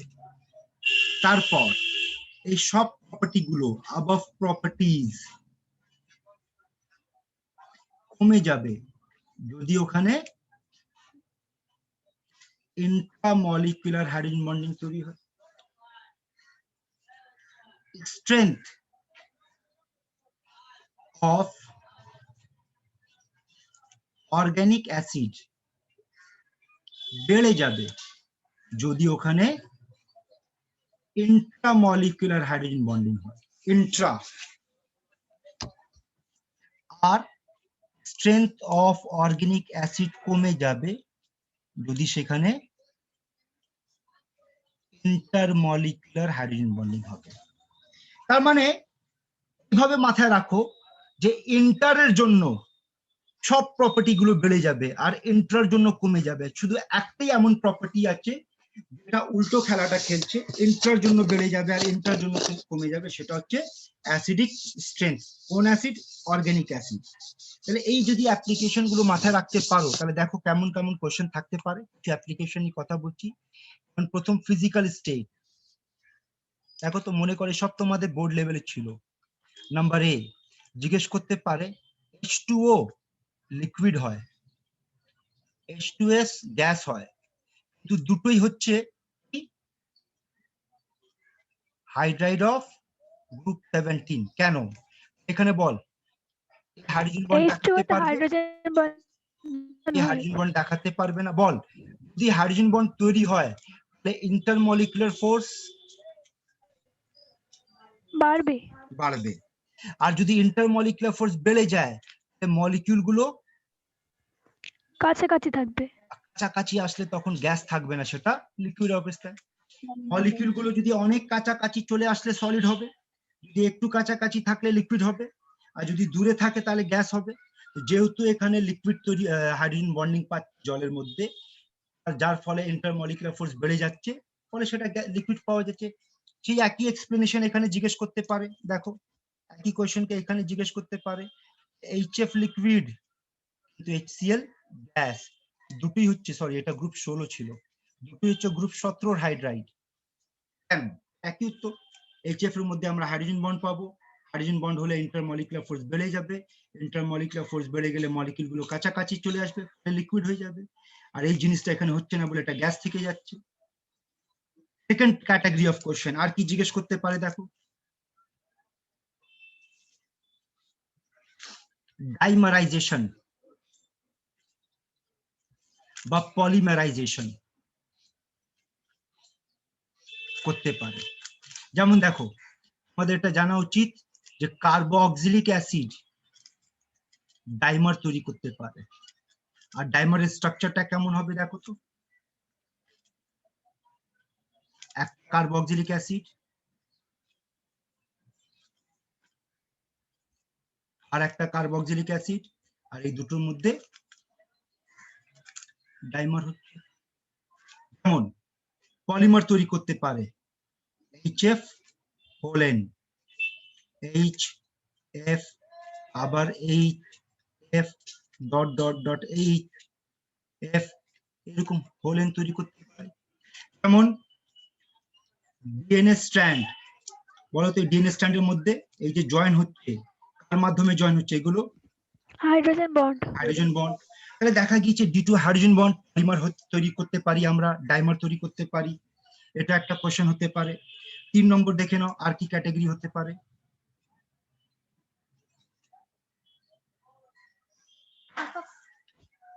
3 নম্বর দেখো বয়লিং পয়েন্ট।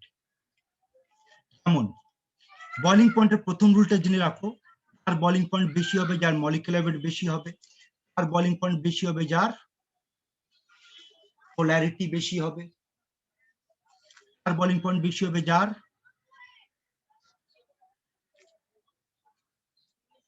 সারফেস এরিয়া বেশি হবে, আর বয়লিং পয়েন্ট বেশি হবে যার ডাইপোল মোমেন্ট বেশি হবে। যেমন এর এক্সাম্পলটা দেখো, এখানে যদি জিজ্ঞেস করা হয় CH4 C2H6 তার এর বয়লিং পয়েন্ট বেশি। যদি জিজ্ঞেস করা হয় NaCl HCl, তোরা বল কার বয়লিং পয়েন্ট বেশি হবে?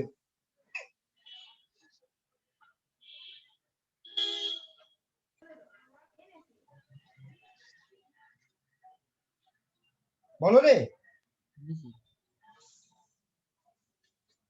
NaCl আর HCl এর মধ্যে কার পোলারিটি বেশি? Obviously NaCl। NaCl ionic compound, তাহলে আয়নিক কম্পাউন্ডের পোলারিটি সবসময় কোভ্যালেন্ট থেকে বেশি হবে। যেমন যদি বলা হয় N-pentane, আইসোপেন্টেন আর নিওপেন্টেন, বলো কার বয়লিং পয়েন্ট বেশি হবে? তাহলে দেখো এই উত্তরটা হবে যার এরিয়া বেশি, যেটা বেশি জায়গা নিচ্ছে তার বেশি হবে। যেমন যদি জিজ্ঞেস করা হয় সিস বিউট-2-ইন ট্রান্স বিউট-2-ইন, বল কার ডাইপোল মোমেন্ট বেশি? সিস না ট্রান্স? কিন্তু জেনে রাখ এই সবকটা রুল, যে কটা রুল এখানে বলেছি উইথ এক্সাম্পল, এই সব কটা রুল তোর কিন্তু ফেল করে যাবে, কাজই করবে না যদি সেখানে হাইড্রোজেন বন্ড চলে আসে। যেমন এক্সাম্পল দেখো, প্রথম এক্সাম্পল দেখো, জল H2S HF HCl ammonia S3, বল প্রথম পেয়ার কার মলিকুলার ওয়েট বেশি? H2S। H2S। কিন্তু বয়লিং পয়েন্ট কার বেশি? H2O। H2O। সেই একই ভাবে তাহলে দেখবি এই তিনটের মলিকুলার ওয়েট বেশি, কিন্তু বয়লিং পয়েন্ট এদের বেশি হয়ে গেল। ওই রুলটা কাজ করলো না, এদের বয়লিং পয়েন্টটা বেশি হয়ে গেল। কারণটা হচ্ছে কি? Hydrogen bond. যেমন বলো অ্যালকোহল আর অ্যালকেন কার বয়লিং পয়েন্ট বেশি হবে? অ্যালকোহল। যেমন অ্যালকোহল আর ইথার কার বয়লিং পয়েন্ট বেশি হবে? অ্যালকোহল। যেমন C2H5OH এর মলিকুলার ওয়েট 46, CH3OCH3 এর মলিকুলার ওয়েট 46, তাহলে বল কার বেশি হবে? এইটা বেশি হবে। যদি দেওয়া এখানে formic acid molecular weight 46, ether dimethyl ether এর মলিকুলার ওয়েট 46, কার বেশি হবে? এর বেশি। Formic acid. না, যে এবার তোরা বলতো এটা দেখি, formic acid molecular weight 46, ethyl alcohol molecular weight 46, এবার বল কার বেশি হবে?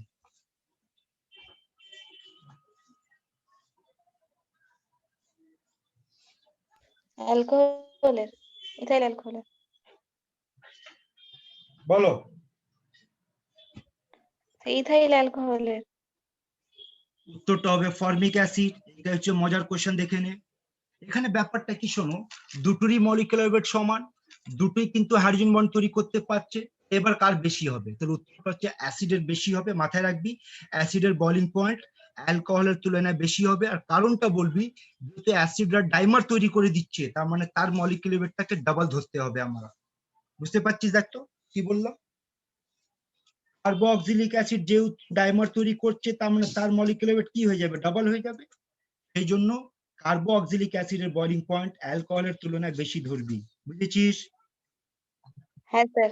যেমন দেখো হ্যাঁ, এখানে স্যার। এসব, এখানে আর কয়েকটা মলিকিউল দিচ্ছে, তোমরা নাম বলো তো এসব মলিকিউলের, বলো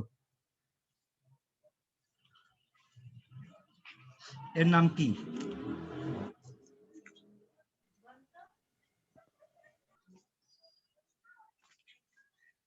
অর্থো হাইড্রক্সিবেঞ্জালডিহাইড, প্যারা হাইড্রক্সিবেঞ্জালডিহাইড। একটা হচ্ছে অর্থোহাইড্রক্সিবেঞ্জালডিহাইড, হচ্ছে প্যারাহাইড্রক্সিবেঞ্জালডিহাইড। অর্থোহাইড্রক্সিবেঞ্জালডিহাইডের আর একটা নাম হলো স্যালিসাইলালডিহাইড। এটা হচ্ছে অর্থোহাইড্রক্সিবেঞ্জোইক অ্যাসিড, এটা হচ্ছে প্যারাহাইড্রক্সিবেঞ্জোইক অ্যাসিড। এবার বল অর্থোহাইড্রক্সিবেঞ্জোইক অ্যাসিডের আর একটা নাম। Salicylic acid. হ্যাঁ। এবার এর মধ্যে যদি জিজ্ঞেস করা হয় যে কার বয়লিং পয়েন্ট বেশি, তাহলে দেখতো এদের বয়লিং পয়েন্ট বেশি হবে। যারা ইন্টার তৈরি করবে তাদের বয়লিং পয়েন্ট বেশি হবে।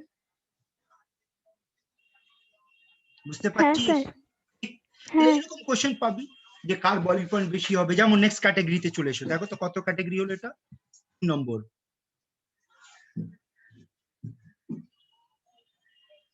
বয়লিং পয়েন্ট 4 নম্বরে চলে এসো।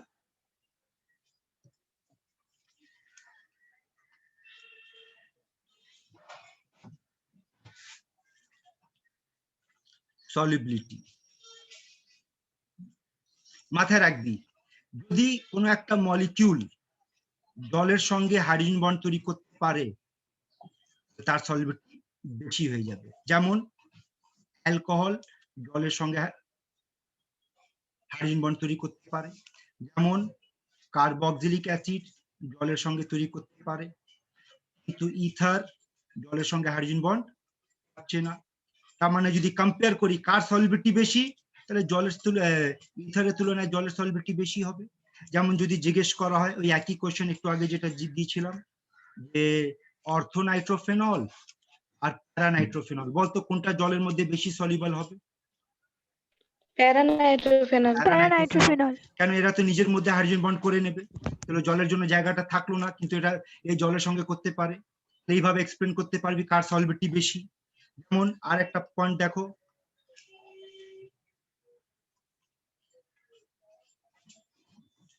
ভিসকসিটি। 5 নম্বর পয়েন্ট চলে এসো, ভিসকসিটি। বলো এই মলিকিউলের নাম কি?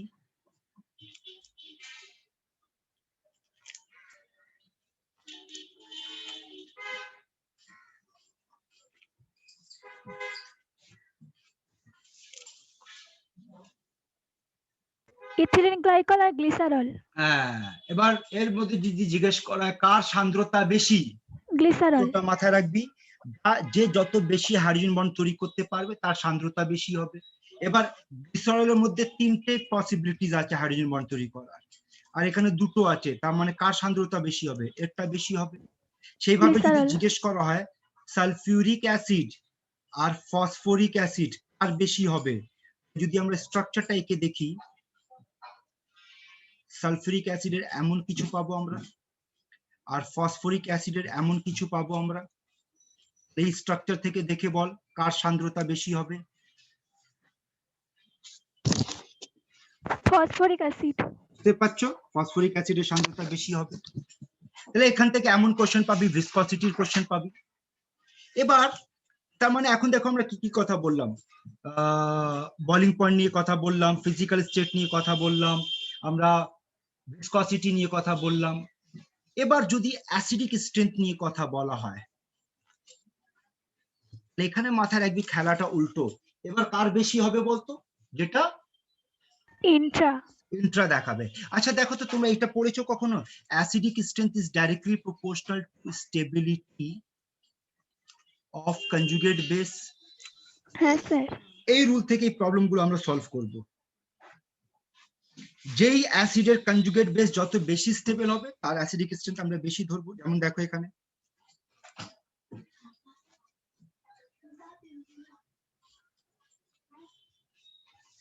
বলো এই অ্যাসিডের নাম কি?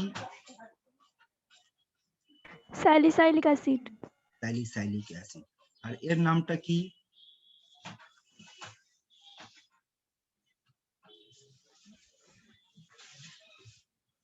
Parahydroxylic acid. হ্যাঁ স্যার। এবার দেখ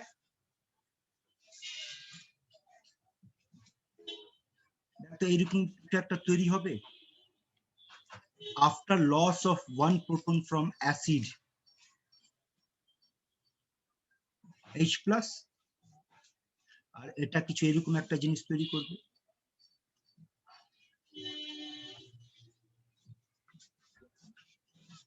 H plus আমি আচ্ছা তাহলে একটা কাজ করি, এটা 1 নম্বর অ্যাসিড, এটা 2 নম্বর অ্যাসিড, এটা 1 নম্বর অ্যাসিডের কনজুগেট বেস, এটা 2 নম্বর অ্যাসিডের কনজুগেট বেস। তো কোন কনজুগেট বেস বেশি স্টেবল দেখা যাচ্ছে আর কেন?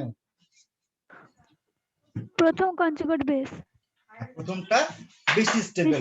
তার কারণটা কি? বেশি স্টেবল হওয়ার কারণটা কি? Hydrogen bond. Hydrogen bond. আর হাইড্রোজেন বন্ড কি করলে হাইড্রোজেন বন্ড স্টেবিলিটি বাড়িয়ে দিয়েছে? কি করেছি সেটা? উত্তরটা হবে 6 মেম্বার রিং তৈরি করে দিয়েছে। আর আমরা জানি যে কেমিস্ট্রির মধ্যে 6 মেম্বার রিং এর স্টেবিলিটি অনেক বেশি হয়। মানে কি হবে? তার মানে যদি 1 নম্বর কনজুগেট বেস বেশি স্টেবল, তাহলে 1 নম্বর অ্যাসিডের অ্যাসিডিক স্ট্রেংথ বেশি হয়ে গেল। ঠিক তো? তাহলে সেইভাবে যদি জিজ্ঞেস করা হয় যে ম্যালিক অ্যাসিড আর ফিউমারিক অ্যাসিড কার অ্যাসিডিক স্ট্রেংথ বেশি হবে বলো? Malic acid. Malic acid. কেন? ম্যালিক অ্যাসিডের মধ্যে ইন্ট্রা এমএইচবি পাবো। তাহলে এই রুলটা মাথায় রাখো, যেখানে ইন্ট্রা এমএইচবি পাবো তাদের অ্যাসিডিক স্ট্রেংথ সব সময় বেশি হবে। বল এই অবধি ক্লিয়ার আছে ব্যাপারটা? দেখো আর একটা কোশ্চেন আছে, ভালো কোশ্চেন শোনো, এখান থেকে দুটো কোশ্চেন তৈরি হবে। আগে এই মলিকিউলের নাম বলো।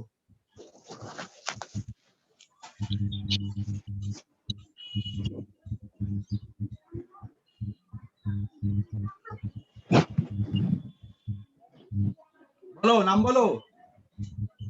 Blue vitriol. Blue vitriol. হ্যাঁ ভেরি গুড। এবার বলো তো ব্লু ভিট্রিয়লকে হিট করলে আমরা কি পাই? জল বেরিয়ে যাবে, শুধু কপার সালফেট। হ্যাঁ কিন্তু এবার উত্তরটা শোন কি হবে। দেখা গিয়েছে যে হিট করলে প্রথমে 5টা জল বেরোয় না, 4টে জল বেরোয়, একটা থেকে যায়। আবার হিট করলে তখন আর একটা বেরোয়, তার মানে একসঙ্গে 5টা বেরোয় না, প্রথমে 4টে বেরোয় তারপর একটা বেরোয়। তাহলে এই প্রশ্নটা জিজ্ঞেস করবে যে এটা কেন হয়। দ্বিতীয় আর একটা কোশ্চেন এখান থেকে জিজ্ঞেস করতে পারে যে কোন টাইপ অফ বন্ড পাওয়া যায়, এখানে টাইপ অফ বন্ড পাওয়া যায়। এর উত্তরগুলো জেনে নাও। প্রথম টাইপ অফ বন্ড শুনে নাও। তাহলে CuSO4 এর মধ্যে .5H2 এর মধ্যে আয়নিক বন্ড পাবি, এর মধ্যে কোভ্যালেন্ট বন্ড পাবি, এর মধ্যে কোঅর্ডিনেট বন্ড পাবি, আর এর মধ্যে হাইড্রোজেন বন্ড পাওয়া যায়। তার মানে 4টে ধরনের বন্ড এর মধ্যে পাওয়া যায়। এটা হলো একটার আনসার, যে কোন টাইপ অফ বন্ড পাওয়া যাচ্ছে। দ্বিতীয় হচ্ছে কেন প্রথমে 4টে জল বেরোচ্ছে তারপর একটা জল বেরোচ্ছে, তার জন্য এই স্ট্রাকচারটাকে একটু অ্যানালাইজ করতে হবে। দেখো Cu coordinate bond, coordinate bond, coordinate bond, coordinate bond, আর কোঅর্ডিনেট বন্ড কি তৈরি করছে নাম বল। দেখ তো এটা কার স্ট্রাকচার লিখছি আমি, বল। জল। জল। তাহলে দেখো প্রথমে কি হচ্ছে, কপারের সঙ্গে 4টে জল একটা কমপ্লেক্স তৈরি করছে Cu2+, আর সালফারের সালফেটটা হচ্ছে অক্সিজেন অক্সিজেন অক্সিজেন অক্সিজেন 2-। তাহলে বল এখানে কটা জল এখন পর্যন্ত হয়ে গেছে? 4টে। দেখ একটা জল থেকে গেল, সেই একটা জলকে এখানে লিখলাম, আর একটা জল এখানে। এবার দেখ এই একটা জল কি করছে, যে এই হাইড্রোজেনের সঙ্গে একটা হাইড্রোজেন বন্ড, এর সঙ্গে একটা হাইড্রোজেন বন্ড, এর সঙ্গে একটা হাইড্রোজেন বন্ড, এর সঙ্গে একটা হাইড্রোজেন বন্ড। দেখো 2 + 2 - মানে আয়নিক বন্ড তৈরি হলো। জল কোঅর্ডিনেট বন্ড তৈরি করছে, জলের নিজের মধ্যে কোভ্যালেন্ট বন্ড দেখতে পাচ্ছি, আবার হাইড্রোজেন বন্ড। তাহলে দেখো 4টে টাইপ অফ বন্ড ডায়াগ্রামে দেখা যাচ্ছে, 4টে টাইপ অফ বন্ড ডায়াগ্রামে দেখা যাচ্ছে। হ্যাঁ স্যার। এবার এখান থেকে যে প্রশ্ন ছিল যে 5 নম্বর জলকে বার করতে আর কেন বেশি শক্তি লাগছে, বা 5 নম্বর জল প্রথমে কেন বেরোচ্ছে না পরে বেরোচ্ছে, এবার উত্তরটা ডায়াগ্রাম থেকে খুঁজে বার করতো।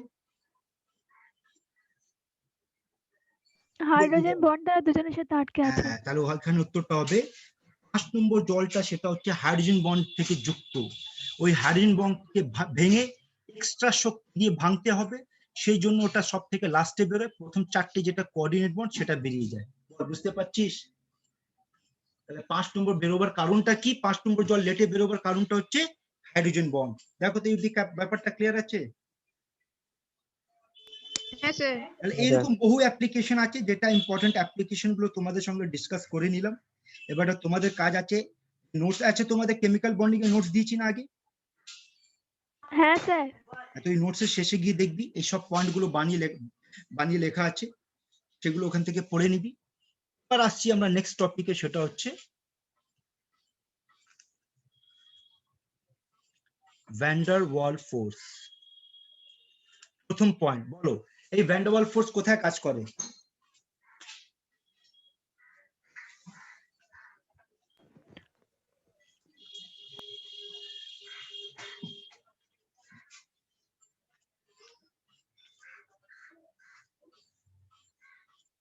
মাথায় রাখো, it acts between any two particle, যে কোনো দুটো পার্টিকেলের মধ্যে কাজ করতে পারে। কটা টাইপ হয় এর নাম বল?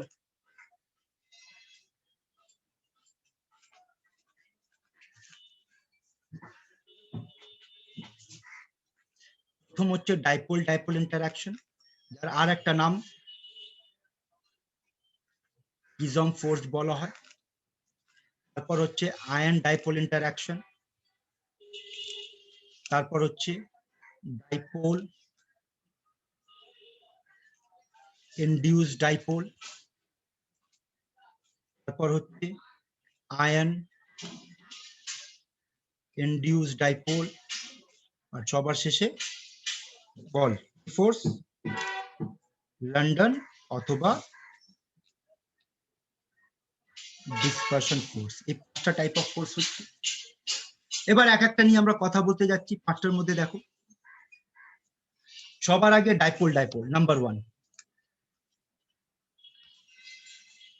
ডাইপোল ডাইপোল কোথায় কাজ করবে?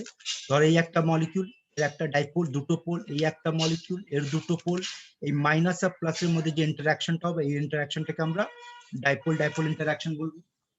তার সঙ্গে আরেকটা জিনিস মাথায় রাখো, সেটা হচ্ছে যে এই যে মলিকিউলটা হচ্ছে, এটা কেমন মলিকিউল? তাহলে এটা হচ্ছে পার্মানেন্ট ডাইপোল। এটা কেমন? Permanent dipole. আবার এই পার্মানেন্ট মানেটা কি হচ্ছে পরে বোঝাবো। মাথায় রাখো, দুটো পার্মানেন্ট ডাইপোলের মধ্যে যদি ইন্টারঅ্যাকশন হয়, তাহলে সেটাকে আমরা ডাইপোল ডাইপোল ইন্টারঅ্যাকশন বলি। দ্বিতীয় হচ্ছে তোমার আয়ন ডাইপোল। ধরো যদি এইটা আয়ন, এটা ডাইপোল, এই ইন্টারঅ্যাকশন বলতে পারো, বা এটা আয়ন আর এটা প্লাস মাইনাস ডাইপোল, এই ইন্টারঅ্যাকশনটাকে আমরা আয়ন ডাইপোল বলবো। আবার এখানে যে ডাইপোলটা হচ্ছে কেমন ডাইপোল? এটা হচ্ছে পার্মানেন্ট ডাইপোল। 3 নম্বরটা দেখো, ডাইপোল ইনডিউসড ডাইপোল। এবার ডাইপোল ইনডিউস ডাইপোলের মধ্যে কি হবে? তোমাদের কাছে একটা পার্মানেন্ট ডাইপোল থাকবে, প্লাস মাইনাস ধরে নাও, এটা পার্মানেন্ট ডাইপোল। আর একটা নন পোলার পাবে, যার মধ্যে কোনো পোল নেই। কিন্তু যার কাছে কোনো পোল নেই, ওটাকে যদি ডাইপোলের সামনে নিয়ে আসি, তখন কি হবে? যে এই যে নেগেটিভ চার্জটা, ও কি করবে? এদের মধ্যে যতগুলো পজিটিভ চার্জ আছে ওটাকে নিজে দিকে টানার চেষ্টা করবে, নেগেটিভটাকে রিপেল করে দেবে। তার মানে আবার এখানে একটা ডাইপোল তৈরি হবে। যেটা কেমন ডাইপোল হবে? এটা হবে টেম্পোরারি ডাইপোল। তাহলে এটা পার্মানেন্ট আর এটা টেম্পোরারি। এবার যে ইন্টারঅ্যাকশনটা হবে, এই ইন্টারঅ্যাকশনটাকে আমরা নাম দেব ডাইপোল ইনডিউস ডাইপোল। তাহলে মাথায় রাখো ডাইপোল ডাইপোল ইন্টারঅ্যাকশনের মধ্যে দুটোই পোল ডাইপোল পার্মানেন্ট হবে, কিন্তু ডাইপোল ইনডিউস ডাইপোলের মধ্যে একটা বল কি পাবি, পার্মানেন্ট আর একটা একটা টেম্পোরারি। টেম্পোরারি ডাইপোল পাবি, এমনটাকে আমরা বলবো ডাইপোল ইনডিউস ডাইপোল। আর সেই একই জিনিস 4 নম্বরটা এখানে আসবে, সেটা হচ্ছে আয়ন ইনডিউসড ডাইপোল। এই আয়ন ইনডিউসড ডাইপোলে কি হবে, দেখো এটা হচ্ছে একটা আয়ন আর এটা একটা নন পোলার, কোনো পোল নেই। কি করবে, মাইনাসটাকে নিজের দিকে টেনে নেবে, প্লাসটাকে রিপেল করে দেবে, এখানে একটা টেম্পোরারি ডাইপোল তৈরি হবে। এবার এই প্লাস আর মাইনাসের মধ্যে যে ইন্টারঅ্যাকশনটা হবে, এই ইন্টারঅ্যাকশনটাকে আমরা বলবো আয়ন ইনডিউসড ডাইপোল। তার মানে যেখানে ইনডিউসড কথাটা চলে আসছে, মাথায় রাখবি যে সেখানে আগে পোলারিটি থাকবে না, কিন্তু পরে গিয়ে পোলারিটিটাকে ইনডিউস করা হবে, যার ফলে একটা পার্মানেন্টের জায়গায় টেম্পোরারি ডাইপোল ক্রিয়েট করা হবে। সেই ইন্টারঅ্যাকশনটাকে আমরা ইনডিউসড ইন্টারঅ্যাকশন বলবো। বলো এই চারটে ক্লিয়ার আছে? হ্যাঁ স্যার। এবার লাস্ট যে হচ্ছে তোমার 5 নম্বরটা, নাম কি ছিল রে? বলো। London force. London force. আর লন্ডন ফোর্স কোথায় কাজ করবে, একটা নন পোলার আর একটা নন পোলার, এই ইন্টারঅ্যাকশনটাকে আমরা বলবো লন্ডন ফোর্স। মানে এখানে কোনো পোল হবে না, পার্মানেন্ট বলো টেম্পোরারি বলো কিচ্ছু হবে না। এবার বলতো যদি কোনো চার্জ নেই, কিছু নেই, তাহলে কি করে কোন ফোর্স ধরে রাখবে দুটোকে? আমি যদি জিজ্ঞেস করি এই পাতায় এসো, এই পাতায় দেখো, এই পাতায় এই যে তোমরা দেখতে পাচ্ছ, বলো তো এখানে 4 ধরনের ইন্টারঅ্যাকশন দেখতে পাচ্ছ। আমি যদি জিজ্ঞেস করি এই 4টে ইন্টারঅ্যাকশনে কোন ফোর্স কাজ করছে, বল। Electrostatic force. Very good, electrostatic force. সোজা কথা, চার্জ হলেই একটাই ফোর্স কাজ করবে, সেটা হচ্ছে ইলেকট্রোস্ট্যাটিক ফোর্স। কিন্তু এখানে তো কোনো চার্জ নেই, কোন ফোর্স কাজ করছে এখানে? গ্র্যাভিটেশনাল। ভেরি গুড বেটা, ওয়েল ডান, গ্র্যাভিটেশনাল ফোর্স। তাহলে মাথায় রাখবি যে এখানে কোনো চার্জ নেই, তবু যদি ফোর্স ধরে রেখেছিস তাহলে সেটা কোন ফোর্স? সেটা হচ্ছে গ্র্যাভিটেশনাল ফোর্স। এবার বলতো গ্র্যাভিটেশনাল ফোর্স আর ইলেকট্রোস্ট্যাটিক ফোর্স এই দুটোর মধ্যে কোনটা উইক ফোর্স? গ্র্যাভিটেশনাল। সেই জন্য মাথায় রাখবি লন্ডন ফোর্স হচ্ছে সব থেকে উইক বন্ড বা উইকেস্ট বন্ড। এর থেকে উইক বন্ড তোদের কাছে আর কিছু নেই। যদি বলা হয় উইকেস্ট বন্ড, আনসার দে। London force. Strongest bond, answer দে। Hydrogen force. Hydrogen bond.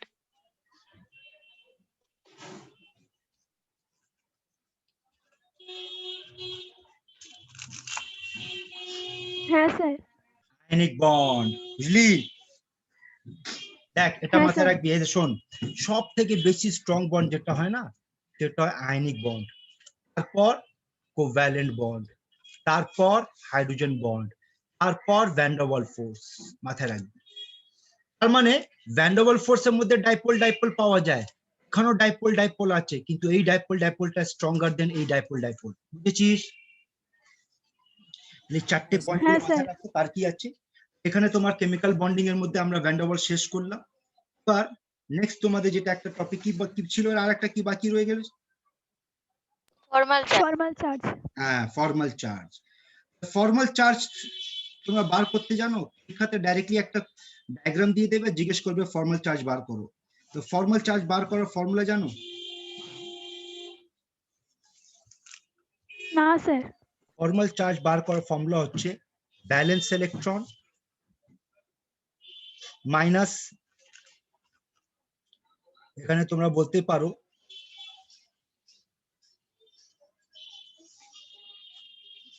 Lone pair electron. Lone pair বলতে পারো। লোন পেয়ার বললে কিন্তু খেলাটা পাল্টে যাবে। লোন পেয়ার বললে থেকে ভালো হবে এখানে যদি আমি এই কথাটা লিখি, unshared electron, unshared electron, unshared electron minus, এবার বল কি?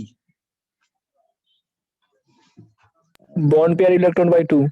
হ্যাঁ, বা বলতে পারি শেয়ার্ড ইলেকট্রন বাই 2। ধরো এটা একটা এক্সাম্পল থেকে যদি কথা বলি, কোন একটা এক্সাম্পল নিচ্ছি আমরা, ধরে নাও এক্সাম্পলটা নিলাম কার্বন ডাই অক্সাইড। আর এটা বার করতে গেলে তখনই বার করতে পারবি যখন পুরো কমপ্লিট লিভিস স্ট্রাকচার তোদের সামনে থাকবে। কি বলা হয় এই অক্সিজেনের ফর্মাল চার্জ বার করো, এই অক্সিজেনের ফর্মাল চার্জ বার করবো, বলো ব্যালেন্স ইলেকট্রন কত রে? 6। অক্সিজেনের ব্যালেন্স ইলেকট্রন কটা হয়? 6 হয়। বল আনশেয়ার্ড ইলেকট্রন কটা দেখতে পাচ্ছিস?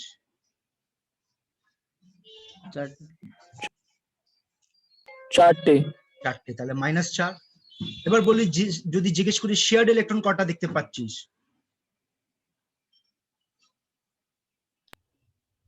4টে। বুঝ না, 4টে হবে। 4টে হবে না? দুটো বন্ড মানে 4টে ইলেকট্রন, তার মানে কি হবে? 4/2 তো আসছে এর আনসার। 0। চলো এই কার্বনের ফর্মাল চার্জ বার করি। বলো কার্বনের valence electron 4, unshared electron 0, shared electron কটা বলবি বল? 8/2 বলবি বল। হ্যাঁ স্যার। শেয়ার মানে বুঝতে পারছিস তো, যে কটা বন্ড হবে সেটা ধরে নিবি। 4টে বন্ড মানে 8টা ইলেকট্রন, কত আসছে আনসার বল? ঠিক আছে, এটা দেখতো। হ্যাঁ স্যার। তো তোমাদের একটা ডায়াগ্রাম দিচ্ছি, ও ডাবল বন্ড ও,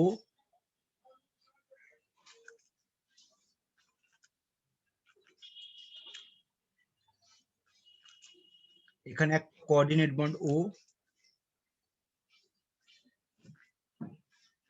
নাম্বার দিয়ে দিলাম, দেখে নাও নাম্বারটা 1 2 3। এই 3টে অক্সিজেনের ফর্মাল চার্জ বার করে দেখো তো।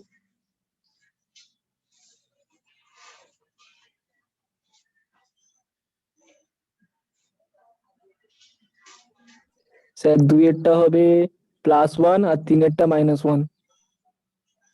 আর এক একটা 1 এরটা 0। হবে।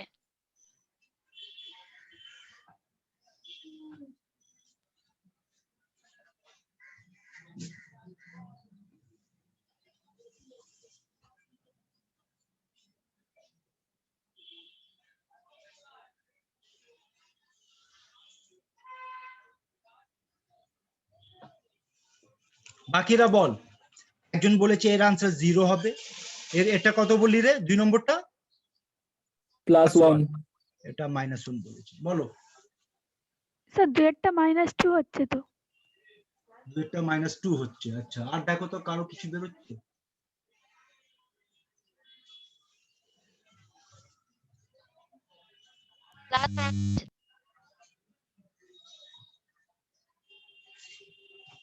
তো চলো দুইটা বার করি, বল ফর্মাল চার্জ ভ্যালেন্স ইলেকট্রন 6টা, আনশেয়ার্ড ইলেকট্রন কটা আছে বল? 2টো। 2টো। শেয়ার্ড ইলেকট্রন কটা হবে বল?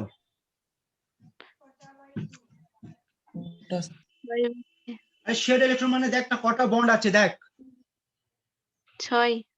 3টে বন্ড। হ্যাঁ স্যার। 3টে বন্ড মানে 6টা ইলেকট্রন শেয়ারিং ধরবো। বল কত আসছে? +1। +1 আসছে। হ্যাঁ স্যার। আর এটা বার করে দেখো -1 আসছে কিনা 3 নম্বর কার্বন অক্সিজেনটা।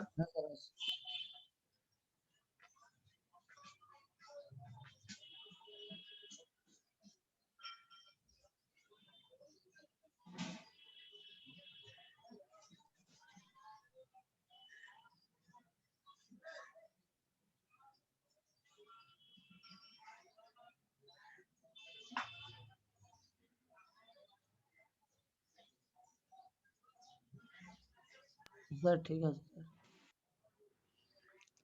চলো নেক্সট একটা দিলাম, এবার এটা বার করে দেখো।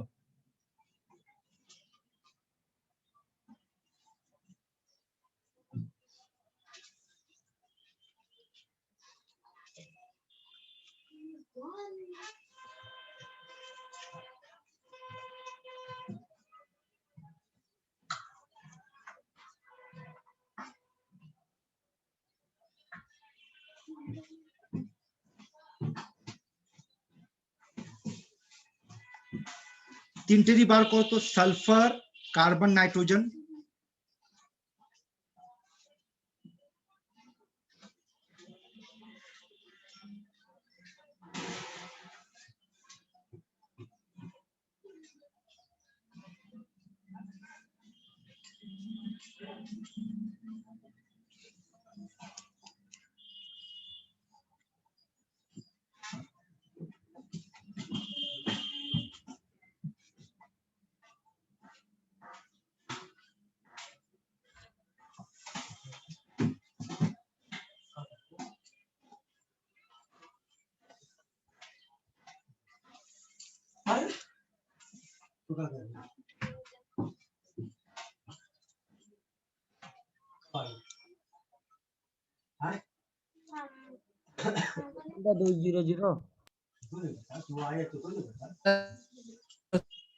বলো।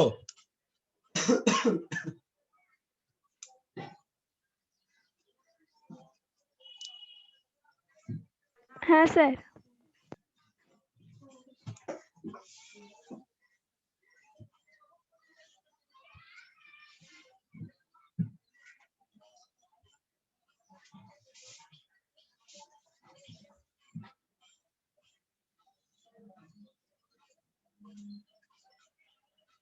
এর আছে দেখতো। হ্যাঁ স্যার। এবার শোনো, প্রথম এসেরটা একবার বলুন তো। বলো, প্রথম এস জোরে বল, জোরে বল। সালফারের -1টা একবার বলুন তো। আচ্ছা, সালফার -1 বল, ব্যালেন্স ইলেকট্রন কটা নিয়েছিস? 6টা। 6টা। আনশেয়ার্ড ইলেকট্রন কটা নিয়েছিস? 4। বলো। 4টে স্যার। এটাই ভুল করেছিস, একটা মাইনাস মানে এখানে দুটো ইলেকট্রন ধরতে হবে। একটা মাইনাস মানে দুটো ইলেকট্রন ধরবি। এবার করে দেখ। ঠিক আছে। ঠিক আছে? হ্যাঁ স্যার। এবার শোনো, উইদাউট ফর্মুলা যদি ফর্মাল চার্জ বার করতে হয়, এখন তো যা করলাম ফর্মুলা দিয়ে করলাম, তার রুলটা শুনে নাও। যদি নর্মাল কোভ্যালেন্সি ফলো হয়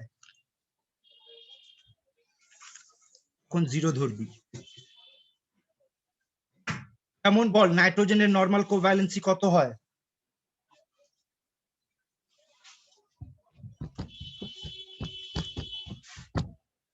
জানিস এগুলো? হ্যাঁ স্যার। নর্মাল কোভ্যালেন্সি হলে 0 ধরবি। যদি কোভ্যালেন্সি কমছে, ততটা কমবে ততটা -1 ধরবি।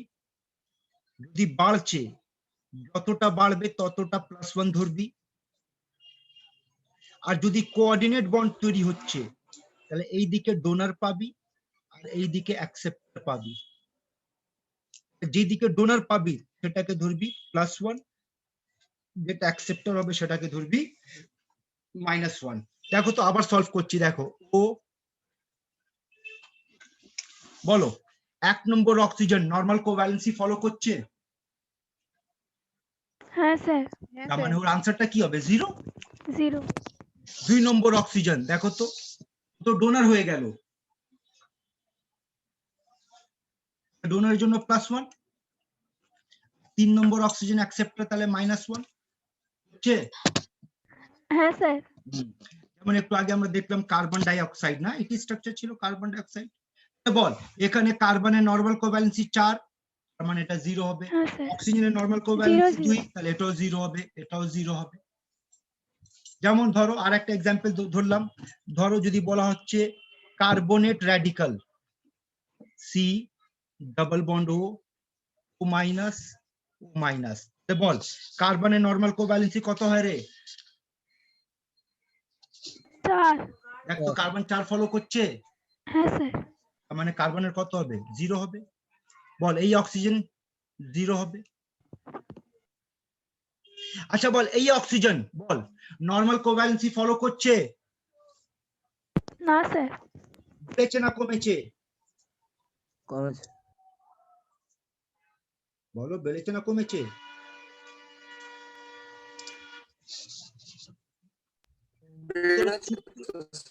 বেড়েছে না কমেছে বল না ভাই। কমেছে স্যার। কটা কমেছে? একটা। একটা। মানে যদি অক্সিজেনের নরমাল কোভ্যালেন্সি 2, তার মানে অক্সিজেন দুটো কোভ্যালেন্ট বন্ড তৈরি করবে, ও একটাই তৈরি করেছে, তাহলে একটা কমে গেছে। কি বললাম দেখ তো রুল এখানে, যদি কমে যায়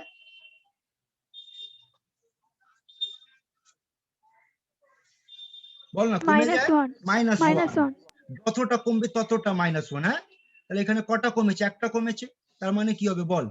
তাহলে এই অক্সিজেনের মাইনাস ওয়ান হবে, এটা একটা কমেছে, এই অক্সিজেনের মাইনাস ওয়ান হবে। যেমন এখানে দেখো H3O প্লাস স্ট্রাকচারটা দেখো, বলো অক্সিজেন নর্মাল কোভ্যালেন্সি থেকে বেড়েছে না কমেছে? বেড়েছে কটা বেড়েছে? একটা একটা, তাহলে একটা বেড়েছে তার মানে প্লাস ওয়ান হবে। যেমন এখানে দেখো, বলো নাইট্রোজেনের নর্মাল কোভ্যালেন্সি বেড়েছে না কমেছে? বেড়েছে কটা বেড়েছে? একটা তাহলে প্লাস ওয়ান হবে। প্লাস ওয়ান এইটা দেখো নাইট্রোজেন, বলো তো নাইট্রোজেনের নর্মাল কোভ্যালেন্সি বেড়েছে না কমেছে? ঠিক আছে এটা কত হবে? জিরো হবে। জিরো ঠিক। আচ্ছা, যদি আমি বলি NH মাইনাস, বল এই নাইট্রোজেনের কমেছে কমেছে, তাহলে কটা কমেছে? একটা কমেছে একটা কমেছে, তার মানে মাইনাস ওয়ান মাইনাস ওয়ান। তো চলো তো আমি একটা কোশ্চেন দিচ্ছি, এর আনসারটা তোমরা বার করো তো দেখি, উইদাউট ফর্মুলা দিয়ে সলভ করে। হ্যাঁ, উইদাউট ফর্মুলা দিয়ে। হ্যালো, বল কিছু। না না না, বল।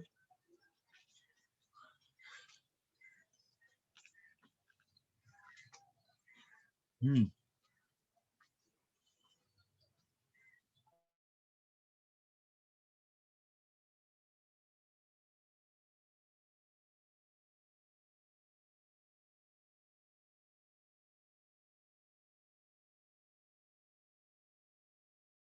হয়েছে স্যার